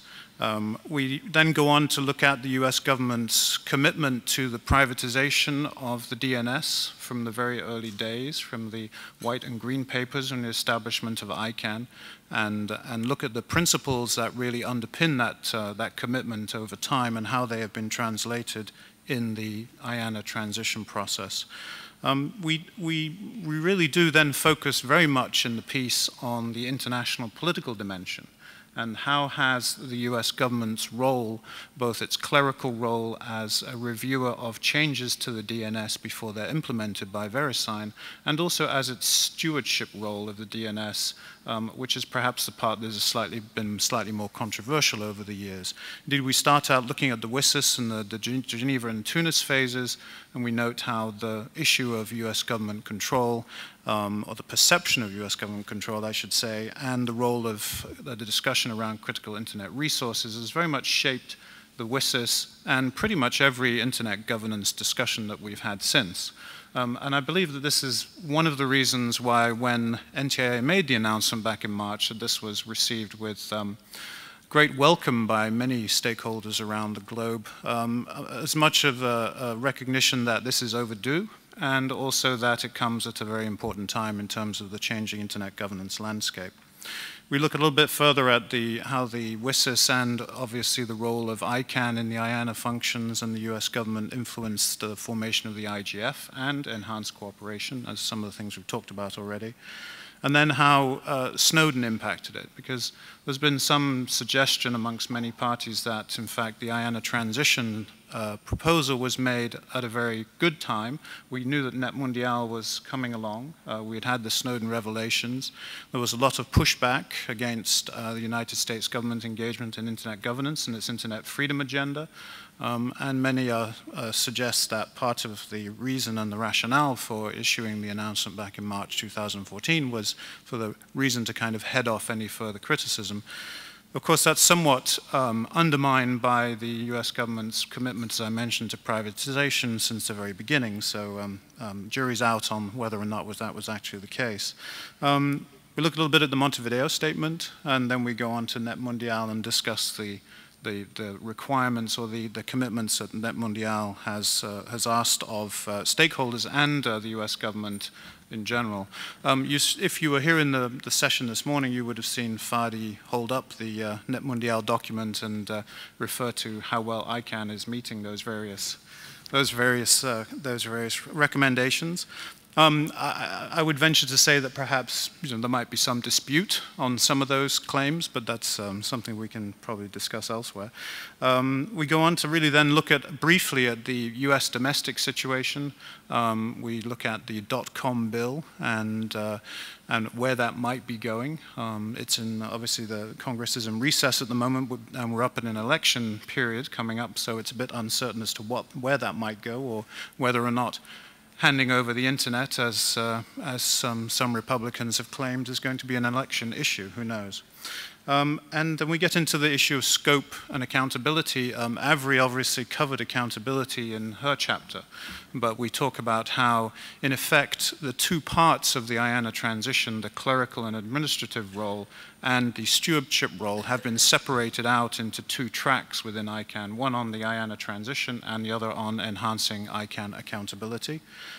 We closed the chapter in terms of the historical overview with just before or during the formation of the IANA Transition Coordination Group, so we don't actually spend any time reviewing that, just noting that the criteria with which it's being established, and we wish them well in those deliberations. And then we outline some challenges and opportunities and kind of review and conclude by noting that this is a very important issue for all stakeholders, not just the ICANN community. And I think this is where, this is why I would encourage you to read the chapter, because for those of you who are not familiar with the ICANN processes and they can seem arcane, complex, difficult, and very much insular, this issue is incredibly important. The transition of NTIA's role, the US government's role, which the stakeholders are supposed to be working towards by September 2015, is an issue that concerns us all and not just the ICANN community. And the reason for that is that we have to get this right. If we cannot get a multi-stakeholder organization to adequately meet all the various criteria for the transition, then we're very much failing in multi-stakeholderism itself. And I think that's a very important point. And it's reason enough for those of us who are outside the ICANN community to become involved in the process and participate. We kind of conclude with a couple of challenges that we've identified. The first challenge is actually about the ability of the global multi-stakeholder community to develop a proposal that would meet all the various criteria and get the kind of global support that it needs to be able to be endorsed, in a manner of speaking, by the US government. And that, I think, is a big question mark still. It's early stages, so we don't want to form any opinions at this point in time, but I think that's one of the biggest challenges we're facing. The second, of course, is to ensure that ICANN has in place the appropriate accountability mechanisms to account for the replacement or the role, the contracting role that the US government has in terms of the IANA function, because at the moment it contracts that function to ICANN. And if that goes away as a part of the US government stepping away from the DNS, then there is an issue of external accountability that no longer is there. And that, along with the stewardship, are very complex things to account for. And that's why the work, again, that's underway in ICANN and involving other stakeholders is incredibly important. And the third one is to really ensure that any mechanism or any proposal that's brought to the US government by the ICANN and broader global stakeholder community is future-proof. It has to be able to endure any kind of challenge that is thrown at it at the moment, but it also has to be sufficiently flexible but sufficiently robust to be able to endure future challenges. And that is also quite a tricky thing. A number of individuals in the community are talking about stress testing proposals, which is probably a very good idea. We're talking about a transition that's not for tomorrow or for a year from now, but we're talking about a transition of roles and responsibilities that very likely will have implications for the next 10, 15, 20 years. So that's why, another reason why this is so important. And then, as I said before, I think above and beyond all of this, for those of us who are outside the ICANN community in terms of not being a member of any one of those particular parts of ICANN, it's not completely clear how we can contribute. And perhaps one of the things I would ask of ICANN and the communities within ICANN is to make very explicit the mechanisms and processes by which those interested parties outside of that community can contribute to not only the IANA transition process, but also the accountability process as well. So there you have it, Bill. Thank you very much, Matt. And that's precisely why you were the perfect person to write this piece, because you were outside the ICANN environment. When I told some friends that we were doing this project, and a lot of them were immediately asking, well, who from which constituency is going to do it? And this is indicative of the way things are in ICANN. So you provide a very good overview from the standpoint of somebody who's not deep into the passions of it. So that's fantastic. Thank you very much. And then lastly, the last section of the book deals with looking forward, future visions of how we might, in a larger sense, take forward the spirit of NETmundial and the kinds of principles that were laid down, as well as the roadmap. And Wolfgang Kleinvector had some thoughts about that, so I turn the floor to him. Wolfgang. Thank you, Bill. I think all the discussion we have here and with NETmundial and the IGF is about the future.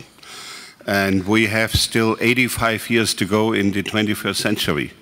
So this is still a long time, and we are in the early days, in the early years of building this, what we have called the information society. I think if we want to build future, we have to understand the history. And what we have learned from history is that all revolutions take place as an evolution.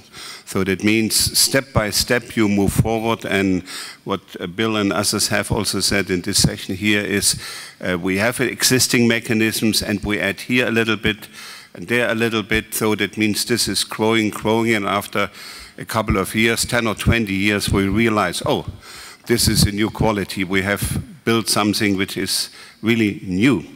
And, you know, with this understanding, I would refer to Kofi Annan, as Jeremy has already done when we had the first meeting in the working group on internet governance. I think he made a very good statement, which I have quoted again and again, because he said the internet is an innovation in technology. It needs certain form of governance, but why the governance of the internet should not also be then an innovation. And he raised the issue of innovation in policy making. And I think this is really the challenge, that it means we have to innovate policy making. If you look backwards, then you could say, in the middle of the 90s, the innovation of the time, and this is what I describe in my chapter, the innovation of the time in the middle of the 90s was ICANN. This was a new form to manage a critical resource.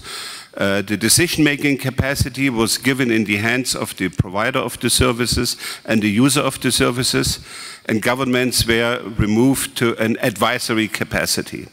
This was a totally new governance model.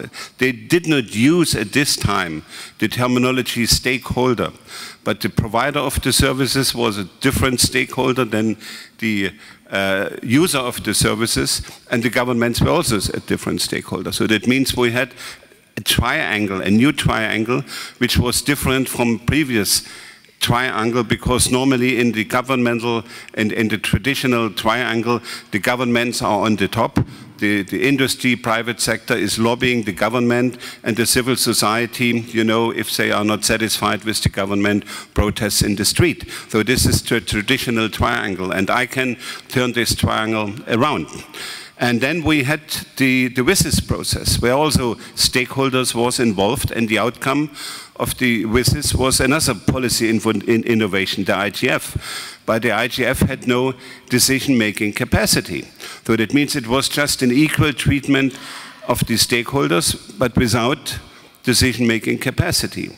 And so what we have now at the moment is different forms of multi-stakeholder processes. We have an ICANN process, which has a multi-stakeholder involvement, but under private sector leadership. We have a WCAG process, which has multi-stakeholder involvement, but under governmental leadership. If you see now WSIS 10+, it's in the hand of the final phase of the Intergovernmental Committee. And we have a multi-stakeholder process where all stakeholders are involved without decision-making capacity. So, and here comes the innovation of today, that NETmundial combined this. So that means they involved all stakeholders in their respective roles on equal footing, with a decision-making capacity. I think this is the innovation of the time. You could say in the 90s, ICANN was the innovation. In the 0 years, IGF was the innovation, and now it's time for an innovation. We have to create something which more or less implements what Kofi Annan has urged for 10 or 15 years ago. And I think this is the interesting challenge and the opportunity NETmundial has opened. It has said it's doable, because as Markus has pointed out, you know, there was a lot of restriction when the mandate was negotiated for the IGF, and said, you know, you cannot have recommendations negotiated in a multi-stakeholder setting. So negotiation is a privilege only for governments. So, and now the NETmundial process has demonstrated it's doable. It's complicated, as we have seen from today, you know, with all the various committees, and so that it's entering new territory, and you have to learn, you know, how this could be done. A lot of weaknesses became visible in the process. But, you know, if the parliamentarian processes started 200 years ago, this was a totally different parliament what we have today, because they had to learn, you know, how to manage in a parliament decision making. And so we are in a similar situation. We have to learn how we can manage policy development and decision making in this new multi-stakeholder context. That's a big challenge. That's why I have started by saying, you know, we have still 85 years to go until the end of the 21st century. So it means hopefully we can do this in the next 5–10 years. So, but it needs a lot of innovation. And I think if you are realistic, then the best thing what you can do is not to make big jumps, but small steps. Bill Clinton has this described in another context as stumbling forward. So that means you are not sure, you know, whether this is the right step. You have to test it out. And I think one of the next steps could be indeed what Bill Drake has outlined in his chapter.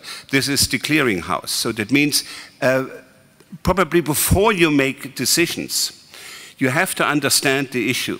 That you have to clear what is really at stake.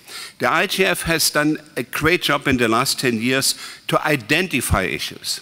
And that's, you know, before you clear the issue, you have to identify the issue. But now we have, after 9 years of discussion, we have a list where we have identified issues. And now we have to clear the issues, you know, what to do.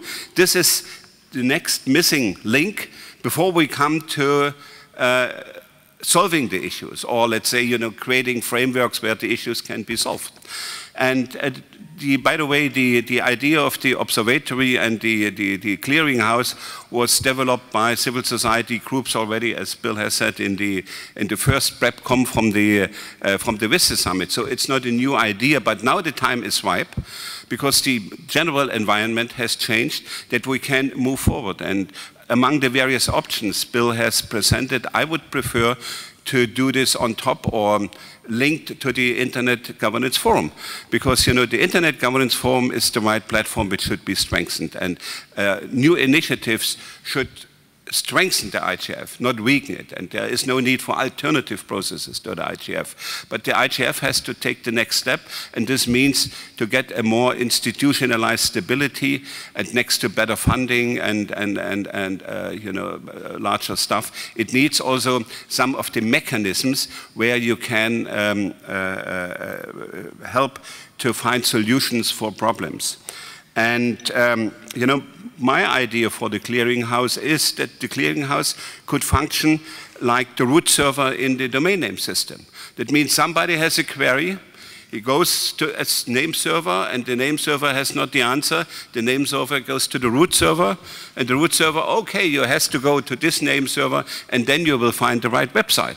So I think this is when we design the clearinghouse like a root server. So the root server has no decision-making capacity. So that means he just has knowledge and brings the query to the place where the knowledge is. So that means this is helpful. That means the creation of a clearinghouse does not mean the creation of a new policy or powerful body. no internet world government should be created, but a place, which will help all the various members of the ecosystem, in particular governments, but also other stakeholders. If they have a problem, then they have a place to go and they will get an answer. So, and I think time is ripe, and we should spend the next couple of days to move this forward, so to enable the community in the spirit of the NETmundial processes to come up with a certain decision. And I think the MARC is already a body, has no real mandate to take decisions, but we are free, we are moving forward and should then create an environment that we can take the decisions which are needed. Decisions does not mean that we decide how spam is regulated or how the cybersecurity is managed. The decision in this case would mean to create an enabler which would help us to take the next step in an evolutionary process. Probably in 10, 15 years we need another steps, but this is the step of the moment. Thank you very much.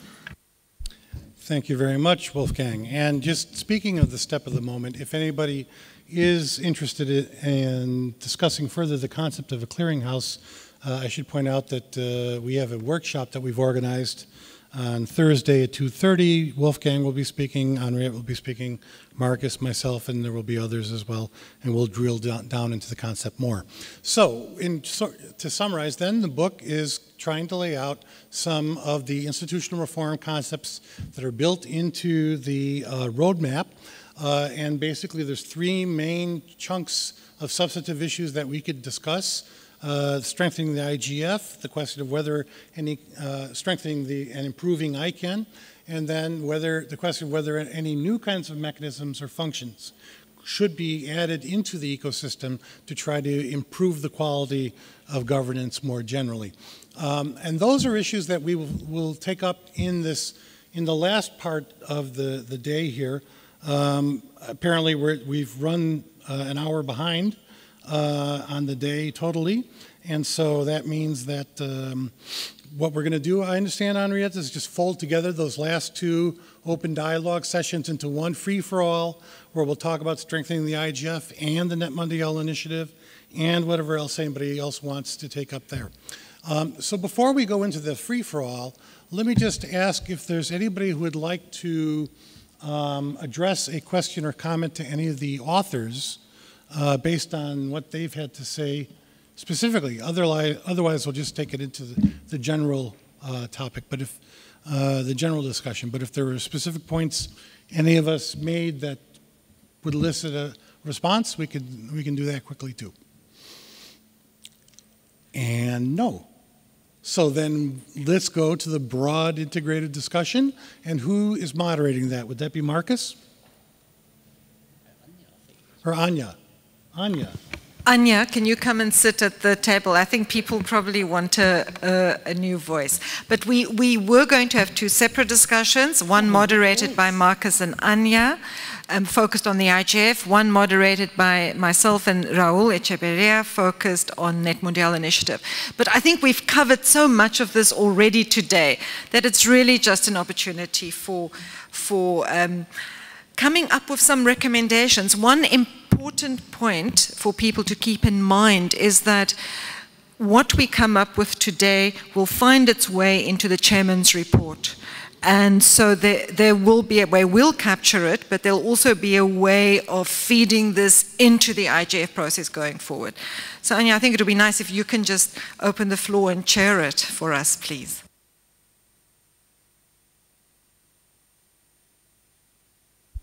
There is coffee outside, by the way, so even though we're not breaking, people should feel free to go and grab something. Well, you really put me on the spot, Henriette. I'm Anya Kovac from the Internet Democracy Project in India. I thought I'll also have a coffee break, like most of you did. And I also actually wanted to... Sorry, there's a call for a very short break. Is that okay? Is there a show of hand? We have fewer people. Show of hands, who wants a very short, who's willing to commit to a very short break? I think most people actually want to continue. Sorry. I think people could go out if they want. on something and come back.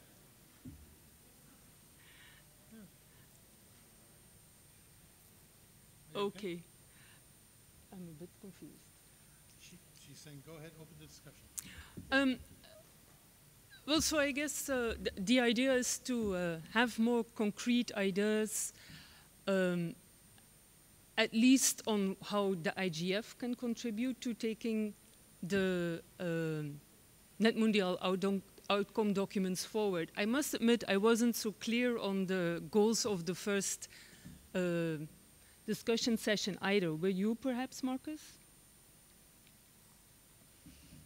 Well, I think what you said is right. I think we have to try to see whether we can distill some kind of recommendations linking the NETmundial to the IGF and how to improve, strengthen the IGF. But I stand ready to be corrected. But what Henriette said, our discussion will find its way into the chairman's report. So it would make sense if we try to focus on what could be concrete takeaways from this session. And we had some suggestions. We heard, for instance, the clearinghouse was one of the issues that came up. Could that be something the IGF could take up with? Jeremy mentioned the MAG as a... Sorry. I think there are some issues we can dig in a little bit. Clearinghouse was some issue that was mentioned, this function. Could this be something for the IGF? The MAG, how to reform the MAG in order to strengthen the IGF. Is there a need to reform the MAG, for instance? Intersessional work is fairly high on the agenda of those who want to take a step further with the IGF. I had mentioned best practices. We have this year these best practice forums. I'm sure they will not be perfect. What can be the lessons learned? How can we strengthen that? Can they be part of an intersessional process? The preparation for the net neutrality session, we had a discussion on the role also of dynamic coalitions. Can they be a way forward for intersessional work? However, at the same time, dynamic coalition also have some weaknesses, as in we have not found a mechanism that links them to the main proceedings of the IGF. So these are all issues. We have touched on some of them more in depth than others, but I think let's hear views on these issues. Let me maybe add a few things just now that I've recovered from the shock. We have an hour, I understand. So I suggest that to structure the conversation a little bit, we'll take the first half an hour to perhaps deepen some of those suggestions that have already been made on the IGF. As Marcus mentioned, whatever is mentioned here, concrete proposals will go into the chair's report. So it's really valuable if you make things as concrete and practical as possible. And then I suggest we use the second half hour to go into a little bit more detail about the NETmundial initiative. On the IGF, though, I would like us, if possible, to slightly broaden the discussion a bit beyond some of the things that have already been suggested. I think, for example, it's really interesting if you look at the Internet governance principles. There is repeatedly an emphasis on transparency and accountability. One thing we can perhaps also discuss is what can the IGF do to enhance its own transparency and accountability. For example, when it comes to appointments to the MAG, how the MAG is constructed, why certain people are kept on the MAG for such a long time, etc. I think there's a whole bunch of issues there we could look at as well, whether there's value in the IGF playing a leadership role in showing how these principles can be taken forward. And the other set of issues is related to the whole question of, I think Benedicto came back again and again, how we lost certain governments. And a lot of the tension and the debate at the moment is because we keep losing certain governments, and those governments are likely not in the room again today either. Is there a way in which we can reform the IGF, use the IGF to kind of try and close the gap, not perhaps immediately close it completely, but making different kinds of efforts to reach out? Okay, I'll leave it here. Comments from the floor. And if you can just again identify yourself when you make an intervention. No comments at all? Maybe people needed coffee after all. Parminder. Can we have the roving microphones, please? If you could perhaps come and stand a little bit in the middle of the room.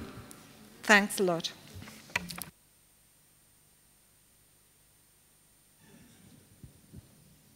Why don't you use the desk mic in the meantime?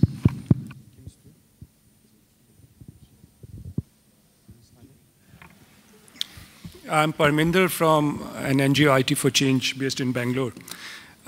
My comment is in response to what Marcus said, and I think that merits a correction about his observation that it were governments who did not want a more variegated structuring of IGF, and it's doing more work like working groups, topic-based discussions, etc.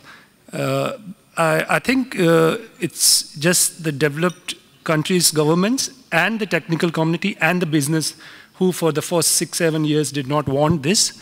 On the contrary, the developing country governments, which is by far the biggest chunk, were supportive of such stuff, at least during the first half of the sittings of the CSTD working group on IGF enhancements, when an India proposal which contains all the things you're talking and more of than that was presented and was backed by almost all developing countries.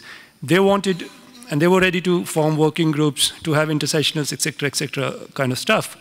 However, these were not supported by developed country governments, by the technical community, by the business community, and a good chunk of the civil society.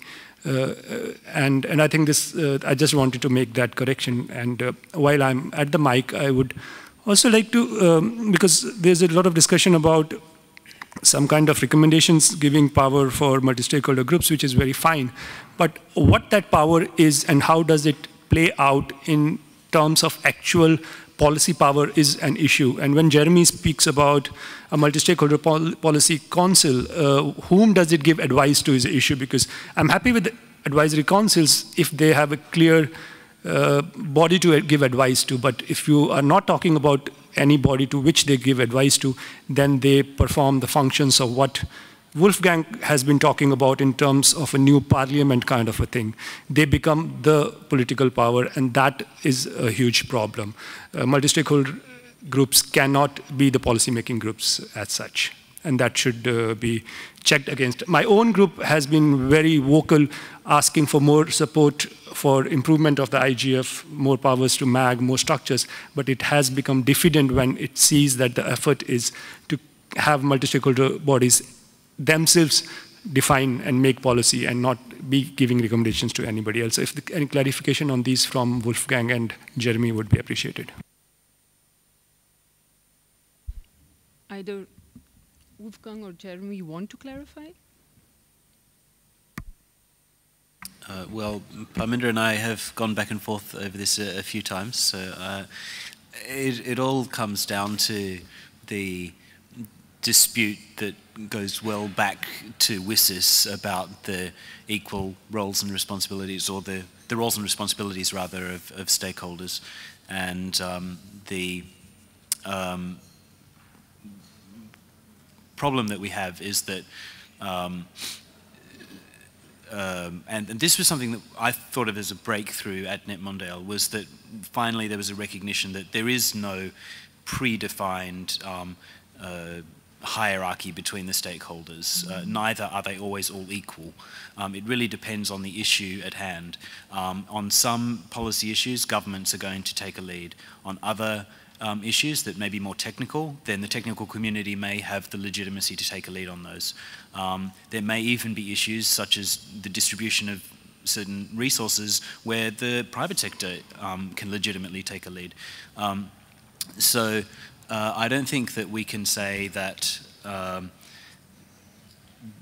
there's always going to be a primacy of governments in internet governance processes, because there are some processes. Sorry? Well, again, I don't think that there's a clear black and white distinction between, you know, public. You try and draw a very clear line between policy and other areas. I don't think that, I mean, that was also a fallacy in Tunis, that there was this supposed division between the public policy issues and the technical issues, which doesn't actually exist. It's such a fallacy. And I think NETmundial also helped to get past that, but still people sort of persist in this belief that there are, you know, there are policy issues that are the province of governments, and then there's the technical issues that are not. I don't think that that's the case. I think that it's really a continuum of issues that have more or less public policy ramifications. So there are no easy answers. Like, it would be great if we could say, okay, governments are always going to have a role, a leading role here and not here. But I think it's a case-by-case analysis that has to take place. And so that's why one of the suggestions that I made in my submission to NETmundial was that we need to have a, as part of the coordination role, or the clearinghouse role, the body that performs that should also perform an analysis of, okay, for this particular public policy issue, say that it's spam or child pornography or whatever, who are the stakeholders that should take the lead on this, and where does their legitimacy to do that come from? Because you can't make hard and fast rules. It needs to be analysed on an issue-by-issue basis. Thanks, Jeremy. I think those are useful questions, obviously, but it's valuable if in this session we try to be as concrete as possible about what the IGF specifically can do to take this forward. I know the question wasn't in that direction, but are there other inputs?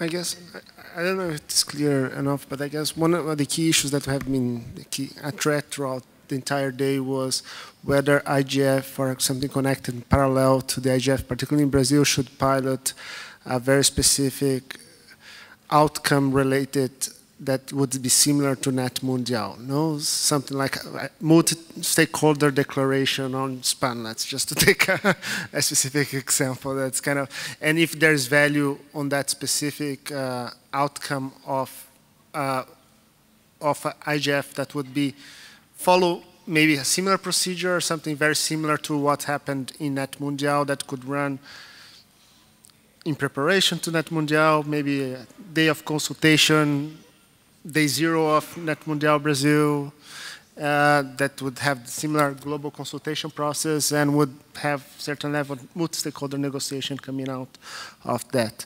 So, so I think that that's a kind of crucial opportunity on connecting NETmundial to IGF Brazil next year. So I appreciate thoughts on this specific potential for multi-stakeholder deliberation space. And what are the thoughts from here and I guess from Brazilian delegation specific to that specific possibility and interest and modality? Thank you. Can I remind people to just introduce themselves before? Sorry, Fernando Perini from International Development Research Center, Canada. Thank you. I'll make a list. It is Marcus, Bill, Joe, and Probir.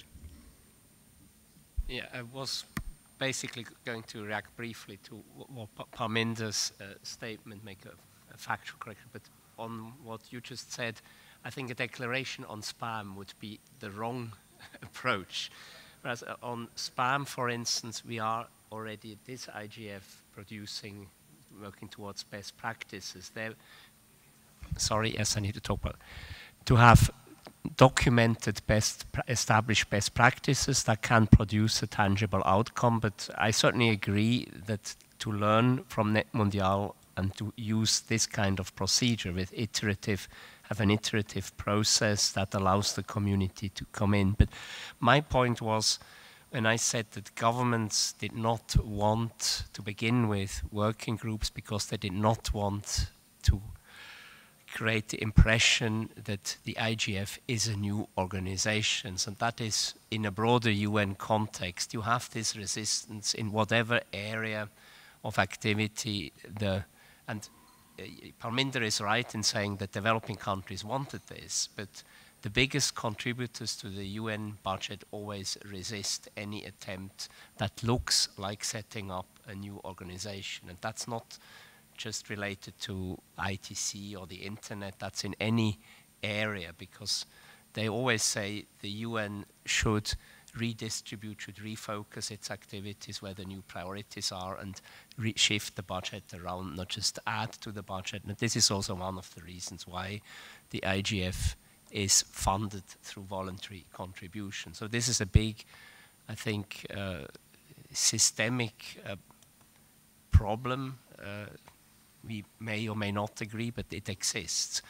And that is why I think going forward, it is again important that we recognize this, that empire building is never acceptable in a UN context.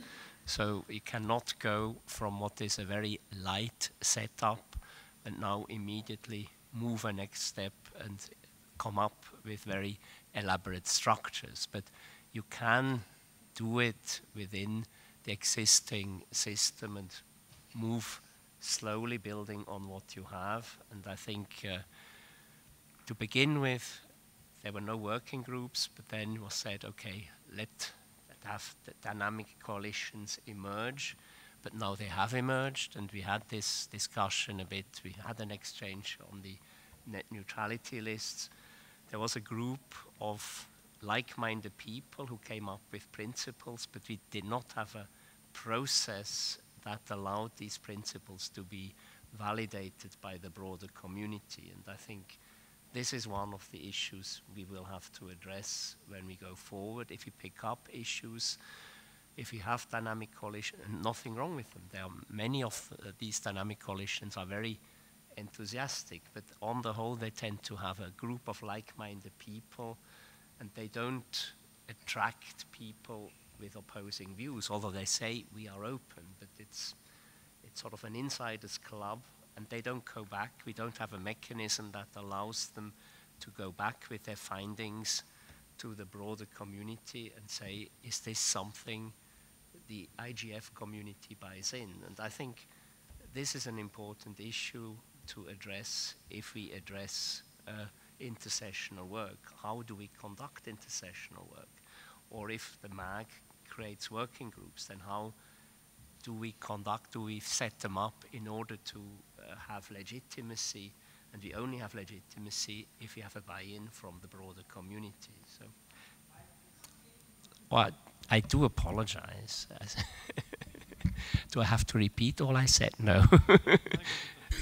But yes, I think the role of the dynamic coalition and to create some kind of process that allows them to report back and get validation from the broader community, I think will be essential when we go forward with intersessional work.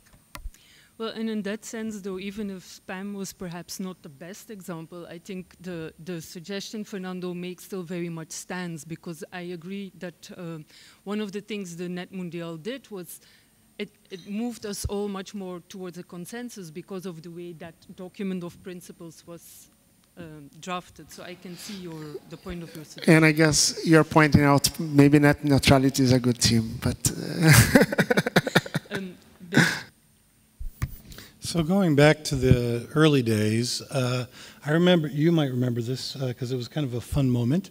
It was one of my early multi-stakeholder SHARP experiences. It was 2006. We were having the consultations on the creation of the IGF.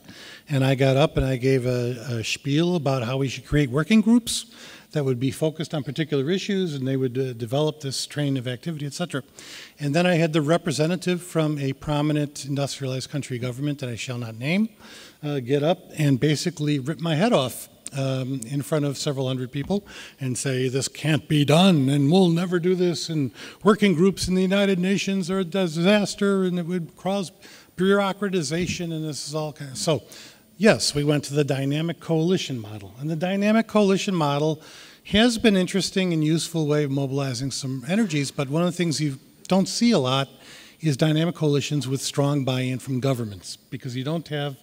I mean, for a lot of governments, if they're going to participate in a process, they like processes where there's an officially recognized group, right? I mean, if the CSTD or ECOSOC or some higher level body were to constitute a working group and say, there shall be X number of governments and X number of so-and-sos, then we could actually form a group around one of these issues, and you could run that over the course of the year with online interaction and hold face-to-face meetings alongside the open consultations and MAG meetings in February and March to develop a proposal or some kind of a text which would then be vetted back to the larger community. You take on board comments online the way that the NETmundial did, and then you try to recalibrate and come out with a revised thing, which may reflect differences of view. You may come out with a document that says,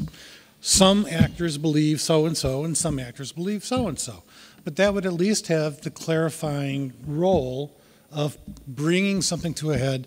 Whether that would attract more governmental engagement, I don't know. The other way to do it would be without forming a group per se, and just doing the kind of thing NETmundial did. You know, if you posed a few general issues for the year, if say the MAG said that in the cycle up to Brazil, we're going to have focused discussions on net neutrality and X, whatever, 2 issues. And then you set up an online platform for people to provide inputs. The current secretary would have a hard time processing all of this. We would have to find some other way to augment the capabilities. But you could follow the same kind of process with 2 bounded issues and dedicate 1 day out of the 4 days in Brazil to trying to come forward with some conclusion to that discussion. That could be a useful activity, I would argue. Thank you, Bill. It's interesting how that issue of not having government buy-in again came up even, say, in the dynamic coalitions. And it brings me back to the question I raised in the very beginning about, are there ways in which we can change IGF processes to get greater buy-in from governments if we are going to do this kind of thing as well? So Benedicto, I know you have lots of thoughts on these issues. If you want to come in later specifically on that issue, then please feel free. But we have Joe next on the list. Thank you. Joe Oladoff with ICC Basis. And I think there's a number of interesting concepts percolating. I think the clearinghouse plays an important role, and I know this wasn't the case when you mentioned spam, so I'm not picking on spam as the example for this, but there are any of number of organizations already working on spam. And the clearinghouse would be the place that we have the aha moment that says maybe we don't need to reinvent the wheel because maybe this is happening in lots of other places. Now, it could be that if we had a dynamic coalition that had an aha moment, we have something we can give back to those organizations that are actually working on this issue. The other thing is, you know, as we think about how to take a lesson from NETmundial, I don't want to lose the need to improve the lesson that we actually have regional IGFs. And we need to better incorporate a bi-directional conversation from IGF to regional IGFs and regional IGFs back to IGF. And it could be that that's one of the places to have a continuing issue discussion also in those kind of conversations, because then you start to get that geographic spread as opposed to the self-selected group who might be the only people who answer the online question. Now, it could be you do a combination of both, because maybe that spreads the community across which you're getting an answer to your question. I think we have to be careful when we choose a topic, if we're going to try to choose a topic to do a deep dive on, that we can actually progress. because especially as people are looking at us as kind of, is the IGF improving? If we choose a topic that's intractable and the amount of progress we make is negligible, our experiment will not be seen to be productive. So I think there is one where spam would be a good example of that, because generally there isn't a whole lot of disagreement on, yes, this is a problem and yes, we need to fix it. There are a lot of hows that you can use, but it's not a contentious issue per se. So I think as we look at this, and I'm going to repeat something that I said from earlier this morning, is I think the one thing that I'm just concerned about every time I hear something is the idea that we're not looking at a unitary outcome for IGF as a whole. We are looking at point improvements for issues for which the context may be right for something more innovative than we've done before. Best practices is today's example of where we've been innovative, and hopefully we will finish some of them by the end. Marcus has mentioned, how do we make dynamic coalitions more effective? We could be more innovative there by the time we reach next year. There are other issues where we could try different things. Where we have an issue where our discussion yields a general consensus, or a rough consensus to use the term of art, perhaps that's less a question of should we make a declaration on this, as much as a question of there are people working on this, should we forward this information to those people to say, hey, the stakeholders actually are pretty close to agreement on this, and maybe this will help you progress that issue that one step further that you need to go. So I think, one of the things we'd like to do is see as much experimentation as possible on different vehicles to move things forward, because we think a lot of different issues may benefit from different vehicles, and we don't want to just see one solution set, but a number of different solution sets which may be tried in parallel to see how they work, because some things are going to be more appropriate for certain issues. Thanks a lot, and I guess the first division of category of issues is the question of which ones are still really controversial and which ones do we perhaps not have enough of a sense of who's doing what, because they'll clearly need very different approaches. We have Prabir next, and if there are people who would like to take the floor on this still afterwards, please do indicate your interest. Thanks. Prabir. Okay. I think there are some interesting issues that come up when I'm hearing what I'm hearing. One is there is an incremental way of going forward. We have done A, B, C, D. If we extend it a little more, we will do certain things better. This is one sense I seem to get out of it. I would submit there are really two sets of issues which people are not seeing. One is that those who are already dominant on the net see it in an incremental fashion what can be done. Those who feel that they have been excluded in some sense or the other seem to feel that the net is broken, it needs to be fixed. And I think there are two different perspectives that is at play here. I would submit that in what way are the dominant players, for instance, seeing it in one way, which is when you look at those who today are installing dragnet surveillance on the internet, which was one of the issues which came up in NETmundial, which unfortunately was addressed very weakly over there because of obvious reasons why it was so. So this is something that I don't think will solve by actually talking about this goody-goody thing about, how can we do some things better, best practices and so on. I don't think we're talking of best practices of surveillance. We are talking about rights that people have on the internet and a right-based regime like Marco Civil for Brazil. In fact, that's a very important element that Marco Civil said, instead of looking at what is crime, let us look at what gives people rights on the internet. What are their internet rights? And if we want global internet rights, not the weak Fourth Amendment rights of the United States against US surveillance, then we need a global regime of what are people's rights on the internet. And I submit that that's something which is not incremental, that is not something which is best practice. Second point is that when you talk about multi-stakeholderism, or multi-stakeholder approach, or various variants of it, one has to understand then when we are talking of public policy, which means that people have interests which would be in contradiction to dominant players, which are the dominant market players, then it is not something which is going to be addressed by simply sitting down negotiating. If I have to talk about monopoly on the net, and it's today very clear that we have really enormous network effects on the net. Therefore, we have really enormous monopolistic practices already which are there. Then this is something which is not going to be solved by just sitting across and negotiating with each other. And this is where it's not that multi-stakeholders sit together and say, well, who does what best? It's a contradiction in terms of interest, and therefore this is a matter of what would be called public regulation. And regulation is not something you do as a consensus. So it's not a question of equal footing and so on. I think the place for regulation in the internet, is it there or not? At the moment, it is not. So how do you bring it in? I think these are the questions we need to grapple. And I would submit that we really need to therefore think of what does public policy mean, not as technology issues or as public issues, but public policy is in whose interest is it? If it is the interest of the people, not in the interest of corporations, then do we think we can actually get a consensus-based equal footing solution to such issues? And I would submit, therefore, we need to think about rights on the internet which cut across all sections, which are fundamental rights that people have, both as economic rights and as fundamental rights of privacy, etc.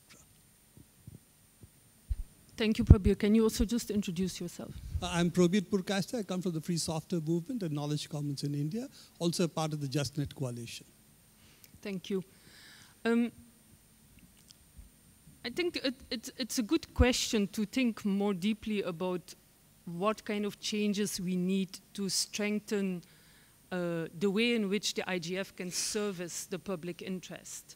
Even if we perhaps don't all agree to what extent that's possible, I hope we will all agree that there will be some space. And perhaps this again comes back to that question of how can the IGF be used as a model vehicle to implement the internet governance principles that are also in the document, including on issues like transparency and accountability, where until now it hasn't perhaps always lived up to the standards that we would like to see for it. Again, I guess that's also been an evolutionary process. But before we close this segment of the open session, are there perhaps people who still want to comment on this or any other proposals specifically relating to the IGF? I see Henriette, and if there are others, please do wave your hand. This is the moment. Thank you. Thanks. And my comments probably relate to both issues. I think with regard to the IGF, I think rather than a policy council, what the IGF could really value from is a good, plain old governing body of some kind. You know, so in other words, we have the MAG, which is very big, as Jeremy was saying, and its primary role is to interface between the IGF, the broader community, to develop the program. But I think what we need is a smallish advisory committee, some kind of structure that can provide some political guidance and leadership to the Secretariat and to the MAG. And I don't think it has to be a particularly formal body. I'm sure that in conversation with UNDESA, we could find some mechanism for that. Then secondly, I think we need at Secretariat level and more risk-taking. I think we already see some of that with having a permanent chair. But I think that having this advisory committee or governing, what call it an advisory committee, will give the Secretariat that kind of backing to be more risk-taking. You can be more risk-taking through having a really confident, empowered, senior executive secretary, you know, in the way that Marcus was. But I think even with that position being filled, it would still be good to have this body that can back up decisions that the IGF makes. For example, the IGF could decide to delve into the issue of intermediary liability or net neutrality or spam. Some of them might be more controversial than others. And then this body can play the role of defending the decision of the IGF, to play that role, engaging with the UN system in that way. So I think that's particularly important. Then I think we need to remember that the IGF or any exploratory or process about discussing internet governance doesn't operate on its own. Do we really want centralized decision making? You know, I think we are beginning to make the IGF more outcome oriented. For example, at this IGF, we've got a round table on digital trust and human rights, where we are talking about privacy, and we are going to have an input out of that that goes to the Human Rights Council next week. So, and that is an input from the IGF community.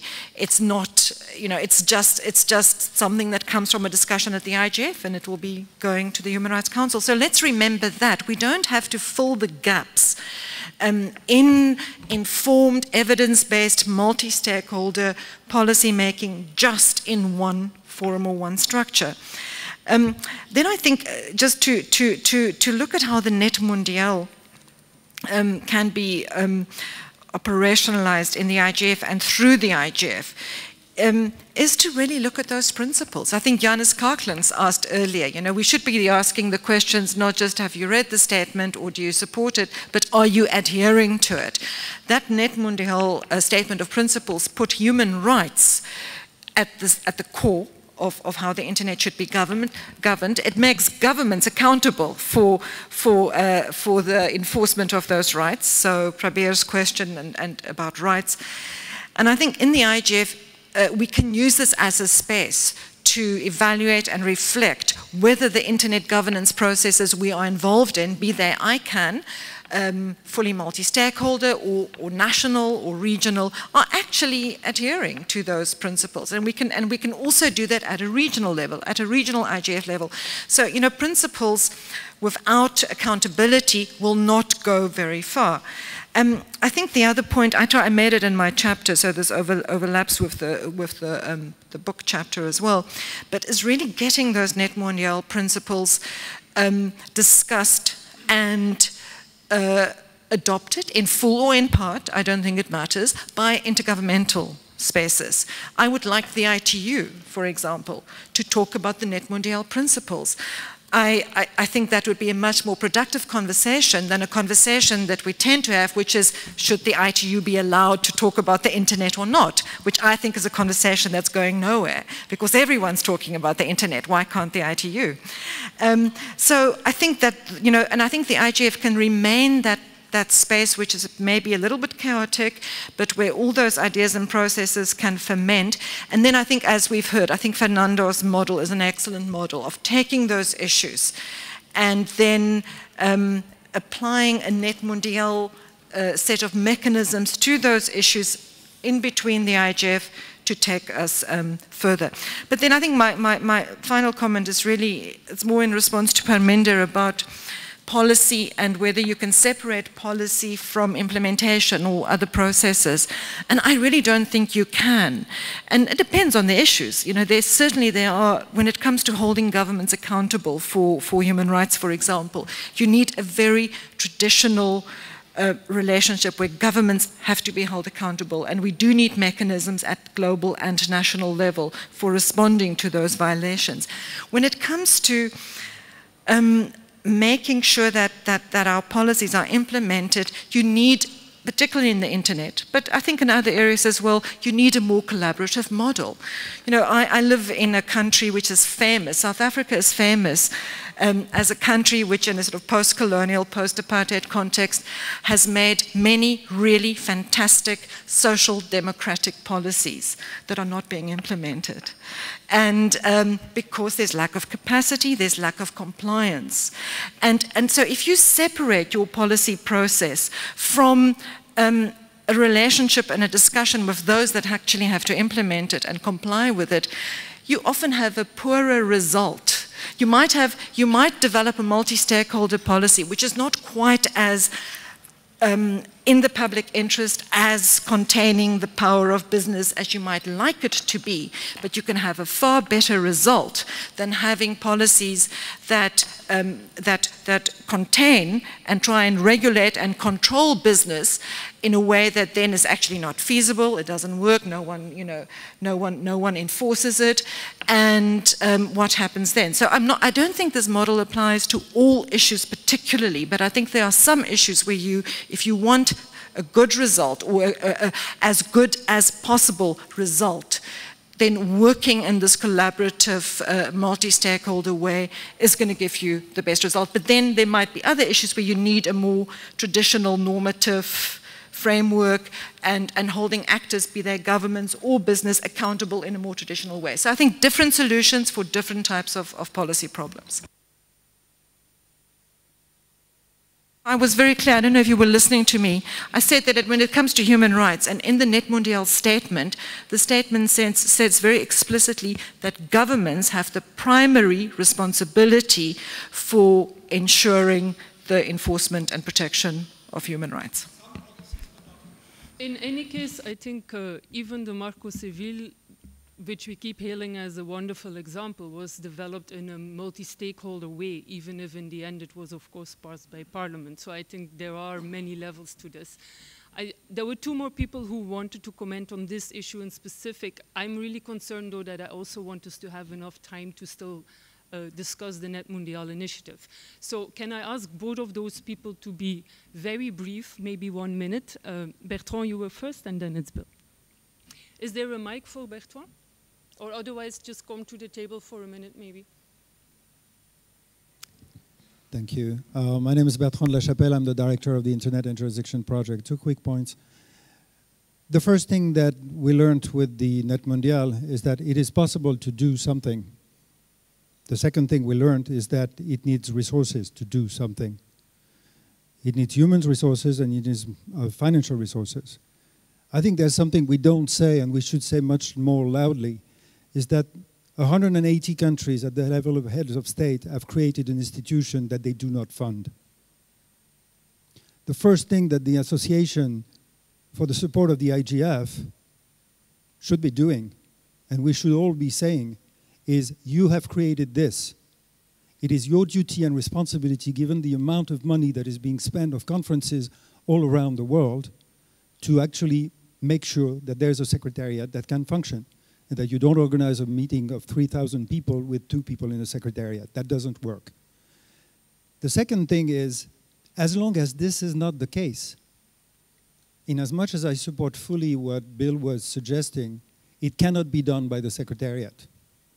And the whole debate, and maybe it's a nice transition, a segue for the NETmundial initiative, is if there were any glimpse of hope after 9 years, that the Secretariat will be sufficiently funded to be able to organize and support ongoing intersessional work, we wouldn't need a NETmundial initiative.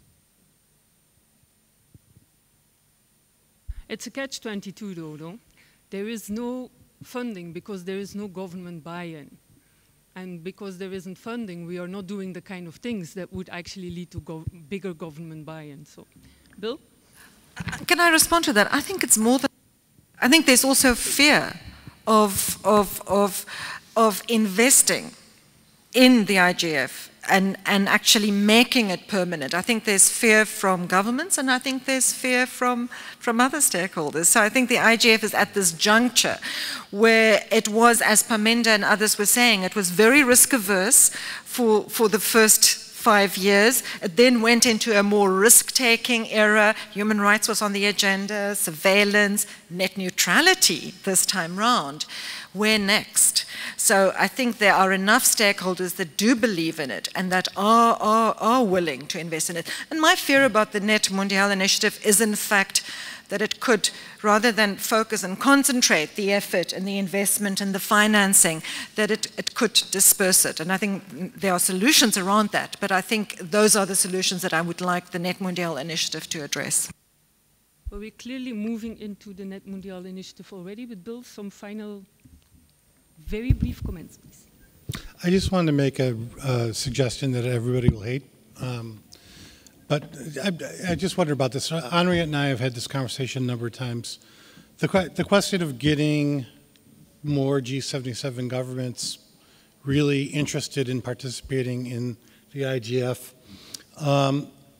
One possibility, or one question would be, is it inconceivable that we would constitute some sort of intergovernmental grouping that would meet alongside IGF meetings as their space?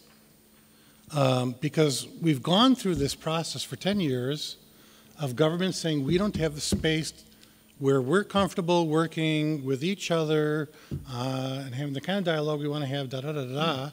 And there was a push, of course, to create something through the enhanced cooperation process, which is not going to lead to the fruit that they want. And so then you just have a bunch of people who are really frustrated.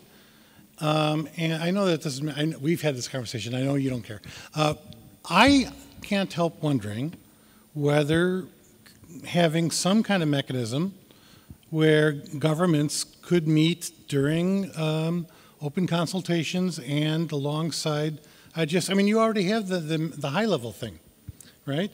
I mean, if you were to build that into something that isn't adopting agreements or anything, but if governments feel like they need a place to take up certain issues in a serious way, I mean, I wouldn't be offended if it operated on WIS's principles. If civil society got 10 minutes at the end of the session to make an organized intervention and the technical community did, or whatever, if that would bring governments to the table and make them want to come into the IGF, I could see the argument for it myself. But I wonder if, I know that a lot of other people think that's insane. Benedicto wanted to still very briefly comment, but that is the last comment I will take on this issue, because otherwise we won't have time. Yeah, just a quick comment prompted by Bill Drake. I think this might be a very good idea. I will just share the experience we had in NETmundial. I think it was decisive to ensure that government remained engaged in the process. We organized as government meetings, parallel meetings with governments for information purposes, to explain them what was going on, what was the expected outcome, how we were engaging. So I think that, in a way, as you have said, I think that makes people more comfortable about participating and relating to what is taking place. So I think that might be a good idea. By the way, in the context of NETmundial, all the different stakeholder groups organized themselves in that way. So that was not a novelty that governments were doing this, civil society was doing this, the private sector. I think that was an instrument that helped for people the different groups to remain engaged in the process. So I think that's an idea that might be worth pursuing and reflecting upon. Thank you. Thank you. I think the suggestion is to let the conversation flow. The reason why I'm just concerned that we cannot just seamlessly go into the NETmundial initiative conversation is because I know there have been a lot of people moving in and out of the room in the course of the day. So it's good to have somebody at some point give a 2-minute summary of where the initiative stands at the moment. So I'm happy with letting the conversation flow, but it would be good if somebody could come in and just do that so that we can also still really address that issue. But so then there is Jeremy, and I see Stephanie as well in the back, and Parminder. I'll try and relate this a bit to NETmundial so that NETmundial initiative, if I can think of a way, but this is mainly about the IGF, yes, and it's to respond to Bill's idea that he says people regard as crazy that the governments should have their own space or could have their own space at the IGF, because I've actually been saying something very similar for a while as well, and I haven't heard many people agree with me, but there is a model of organisation called the consociation, which means that the stakeholder groups are regarded as separate but also together. So you would have a plenary IGF like we have now, with the stakeholders interacting as a single unit and without any division between them. But you would also have a separate space where they could ultimately use their own decision-making procedures to come to an internal consensus within that stakeholder group on the same topics. And so the governments would have their particular procedures, which would be based on traditional intergovernmental processes. Then you would have the technical community who would use their rough consensus, and civil society who would just argue a lot. And in that way, each stakeholder group gets to remain within their comfort zone, and yet as cogs within a bigger multi-stakeholder machine. So I actually think that's a really good idea.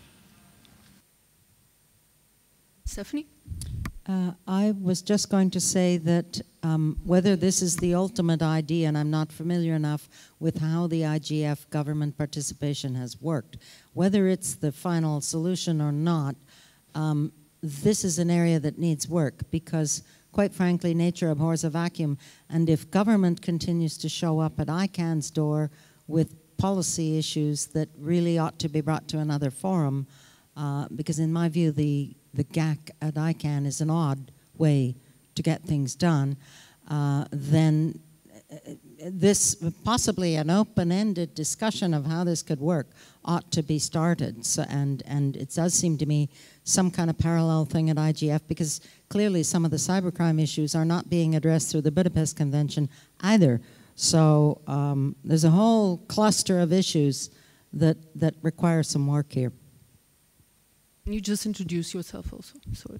Yes, it's Stephanie Perrin from NCSG at ICANN and University of Toronto. Thank you. Parminder?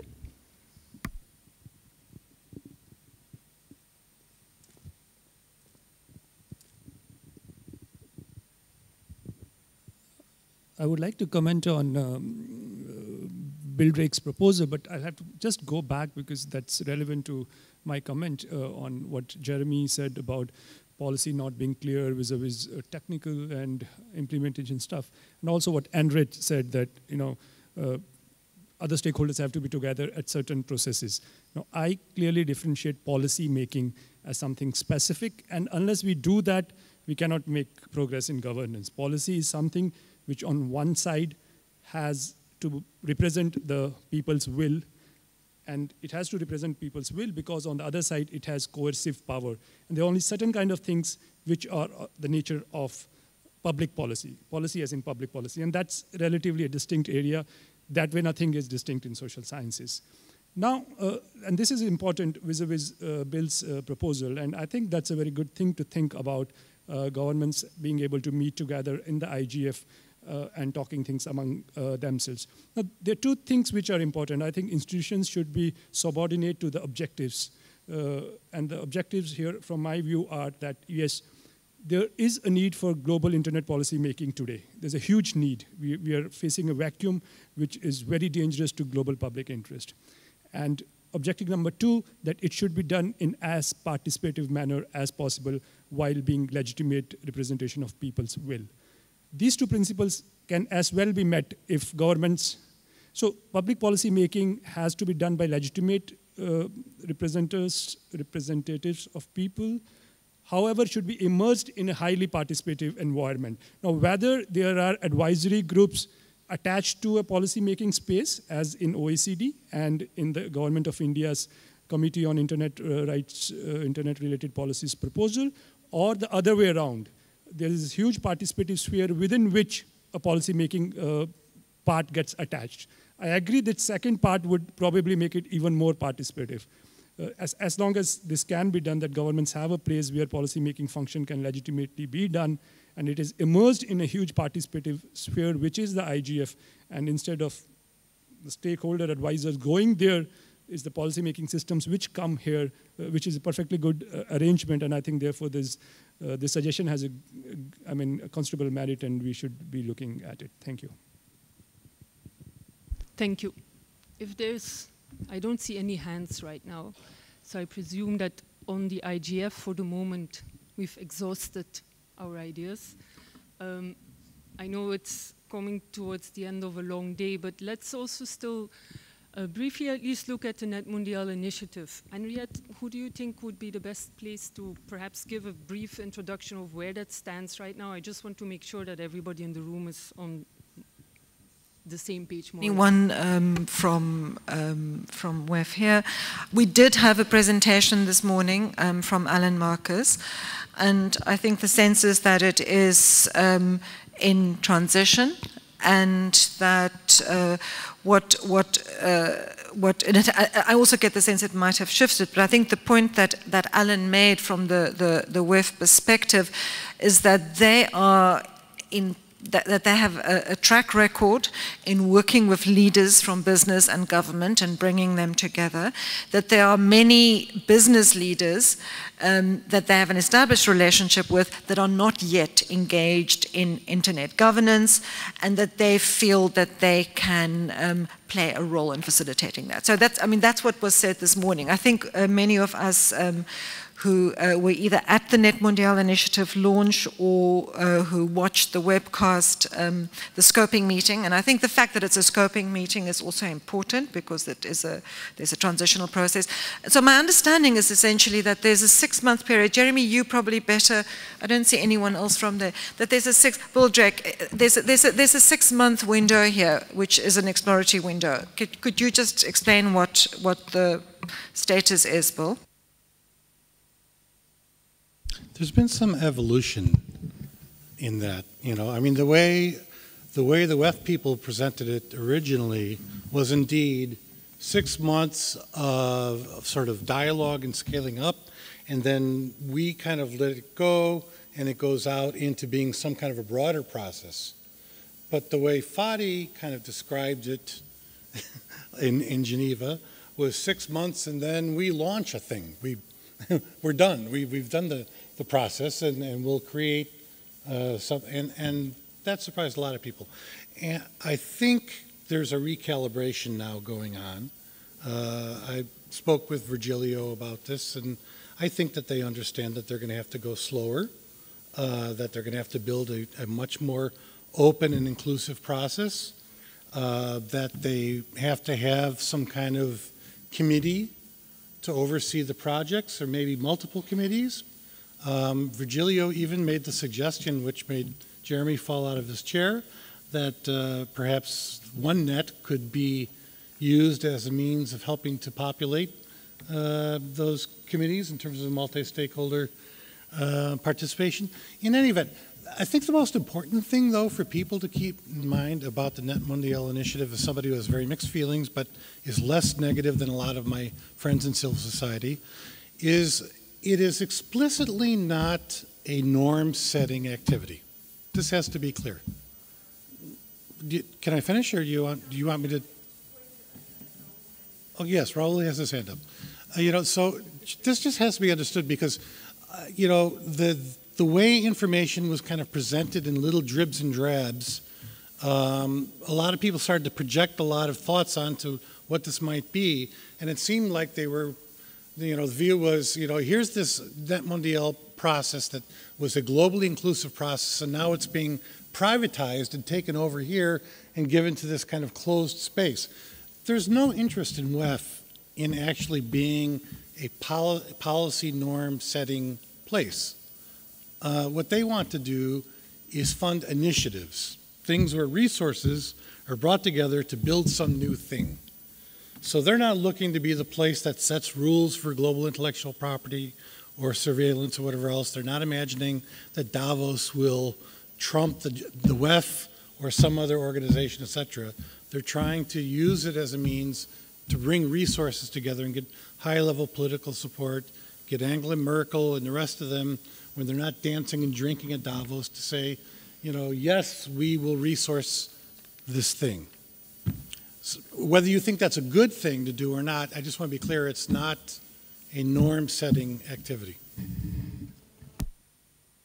Thank you, Bill. I think some of the concerns about the NETmundial initiative come from the fact that it might be able or might be seen as an actor that can only fulfill one part of the two tasks that the NETmundial outcome document sets out. And I'm just going to read this out. It's in the beginning of the principles section, and it says, NETmundial identified a set of common principles and important values that contribute for, so the first task, an inclusive, multi-stakeholder, effective, legitimate, and evolving internet governance framework, which is where they seem to want to put their funding. And this is the second thing, recognize that the internet is a global resource which should be managed in the public interest. And I think a lot of the apprehension about this initiative has to do with questions about to what extent WEF is a suitable actor to be seen to be acting in the public interest and to treat any resource as a global resource. simply because of the actors who are centrally involved there. So I think that is kind of one of the big tensions on the table at the moment. A few people have raised their hand already. I have Raul, Wolfgang, Prabir, and Marilia. Raul, please go ahead. And do continue to introduce yourselves just for people who've just come into the I'm Raúl Echeverría. I'm Vice President for Global Engagement at Internet Society. It is difficult to have a final opinion or final thoughts on something that is not very clear what is. But so instead of speaking about NETmundial initiative, I will make some general comments about what I think we have to do and what we don't have to do. I think that the NETmundial meeting was very useful and was very productive. Since the beginning, we agreed that it could be one-off meeting. People engaged in the NETmundial process on that understanding that it would not be a new process competitive with IGF, but something for contributing for to enhancing the internet governance and the discussion. I think that we have outcomes from that from NETmundial. The process itself was an outcome, as I said this morning, and we have also outcomes with regard to principles and the roadmap. So I would say that we have a lot of work to do. And the priority, in my view, is to work in the implementation of those findings from NETmundial and continue doing what we are doing in IGF, strengthening the IGF, bringing more people on board, trying to work on long-term financial sustainability of IGF. And the most important thing I think we have to do is to work in the development of more initiatives like IGF-like at the national level. When some people say that the people expect to have, some people expect to have more concrete impact from IGF in policy making. But the problem is that policy making happened 95% at the local level. And so we meet here, and Joseph made a comment in that regard this morning, saying okay, sometimes we come to IGF, we have very good discussions, and we think that we have something good, and we come back to our countries. And I think that's my view. What's the problem in the final, in the last mile, as we would say in technical, making a technical analogy, is that we don't, in many cases, we don't have places at the national level for bringing those, for continuing the discussion, for landing the discussion at the. So I think this is if we are able to develop more multi-stakeholder initiatives at the local level, so we will have a much bigger impact of the Internet Governance Forum and the Internet Governance discussion in policy making.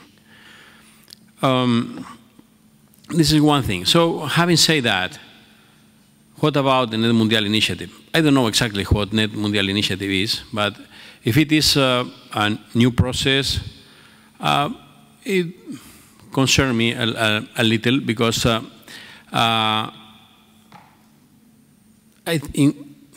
one point is that it is difficult to keep a high level of participation of people from around the world, from different countries, different stakeholder groups. We are making a big effort, huge effort, to bring every year more people to IGF. And many organizations are contributing with money for offering fellowships. And how we will do for bringing people to more meetings, more processes? How will civil society participate in those meetings? How will governments from developing countries? It's not only money for travels, it's money for following the discussions, for participating, for having meaningful participation. So if NETmundial initiative is an initiative for bringing new people on board, for increasing the engagement of people that is not participating in those discussions, welcome. If it's a way to contribute to IGF, to improve, to enhance the participation in IGF, it's very welcome. We will follow up, we will be close to this initiative, trying to help as more as we can. If this is the intention or the consequence, not necessarily the intention, but if the consequence is that we create new venues for discussing the same things and trying to build consensus on given points in a parallel process, so I think that it doesn't make sense. Okay?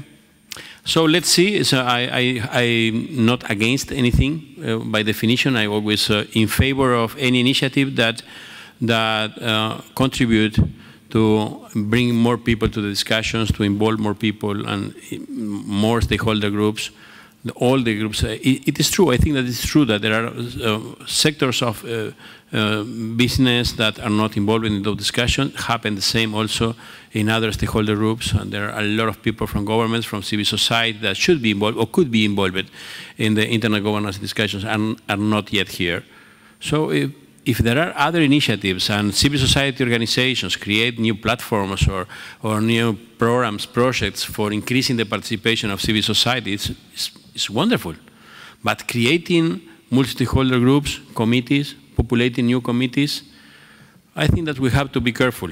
If I would like not to create new processes that will demand a lot of efforts from all of us to follow them and to work in a meaningful way. Thank you. Thank you very much, Raul. May I say one more thing? I think that's it's not a minor point. That's the internet governance debate is very important, and we show that with our commitment. So nobody can believe that we are not convinced about that. But internet governance debate makes sense only if it serves to the ultimate objectives that are development and the social, human, and economic development, connecting more people, but making internet a tool for development and also a tool for exercising the human rights. So don't lose the final objectives. Keep it keep ourselves in the right direction. It is very good, everything we do for that. But if we will spend millions in having more meetings, more processes, I have a lot of ideas, and I'm sure Fernando has also very good ideas about how we can invest money in advancing those objectives that are the real objectives we have. Thank you. Thank you very much, Raul. Wolfgang? My name is Wolfgang Kleinwächter. I'm a professor at the University of Aarhus in Denmark, and I can be very brief because Raul has said more or less, you know, what was my intention, what I wanted to say. Basically, I think it's good if the IGF gets more supporters. And if this community sees that, you know, with the World Economic Forum and other partners, we can broaden and deepen the discussion and that we enhance or to have more outreach. I think this is basically good. And it's also good that the momentum of the NETmundial does not get lost, because there was a lot of steam, and I have seen in the last 10, 15 years a lot of initiatives which started, which were great, and then, you know, there was no continuation, and after 5 years everything was lost. So it would be a pity if all the innovation which came with NETmundial would get lost. Insofar, we have to bring a lot of these innovative elements via a certain process to the IGF, so that we can make the IGF better. For the so-called 6 months period, or whatever it is, it's still unclear. My understanding is that it's an exploration phase. There will be some groups, institutions will try to find out what could be improved, enhanced. So for this exploration, I also would recommend to take your time, not to run through the process. And already when this started, immediately after Sao Paulo, my proposal was, let's move from Brazil to Brazil. The next IGF is in November 2015 in Brazil. And you know, if this initiative could present some results to the next IGF in Brazil, then we have more or less, we could avoid what Raul has described as a risk, that we create an alternative or competitive process. This is not needed, so that we do not need a competition between the NETmundial initiative and the IGF. So that means to channel this additional steam into a direction which will go to the next IGF in Brazil is probably a reasonable idea. Then, you know, a group or whatever is now established to think about additional elements, would have more time, could work more seriously, and it could produce something to the right place. And the right next place in this journey is the IGF in Brazil in 2015. This is just 4 weeks before the General Assembly in the United Nations will have the WSIS 10+ review and has to decide on the renewal of the IGF. So this is probably a very, very important element in this chain of events. Thank you.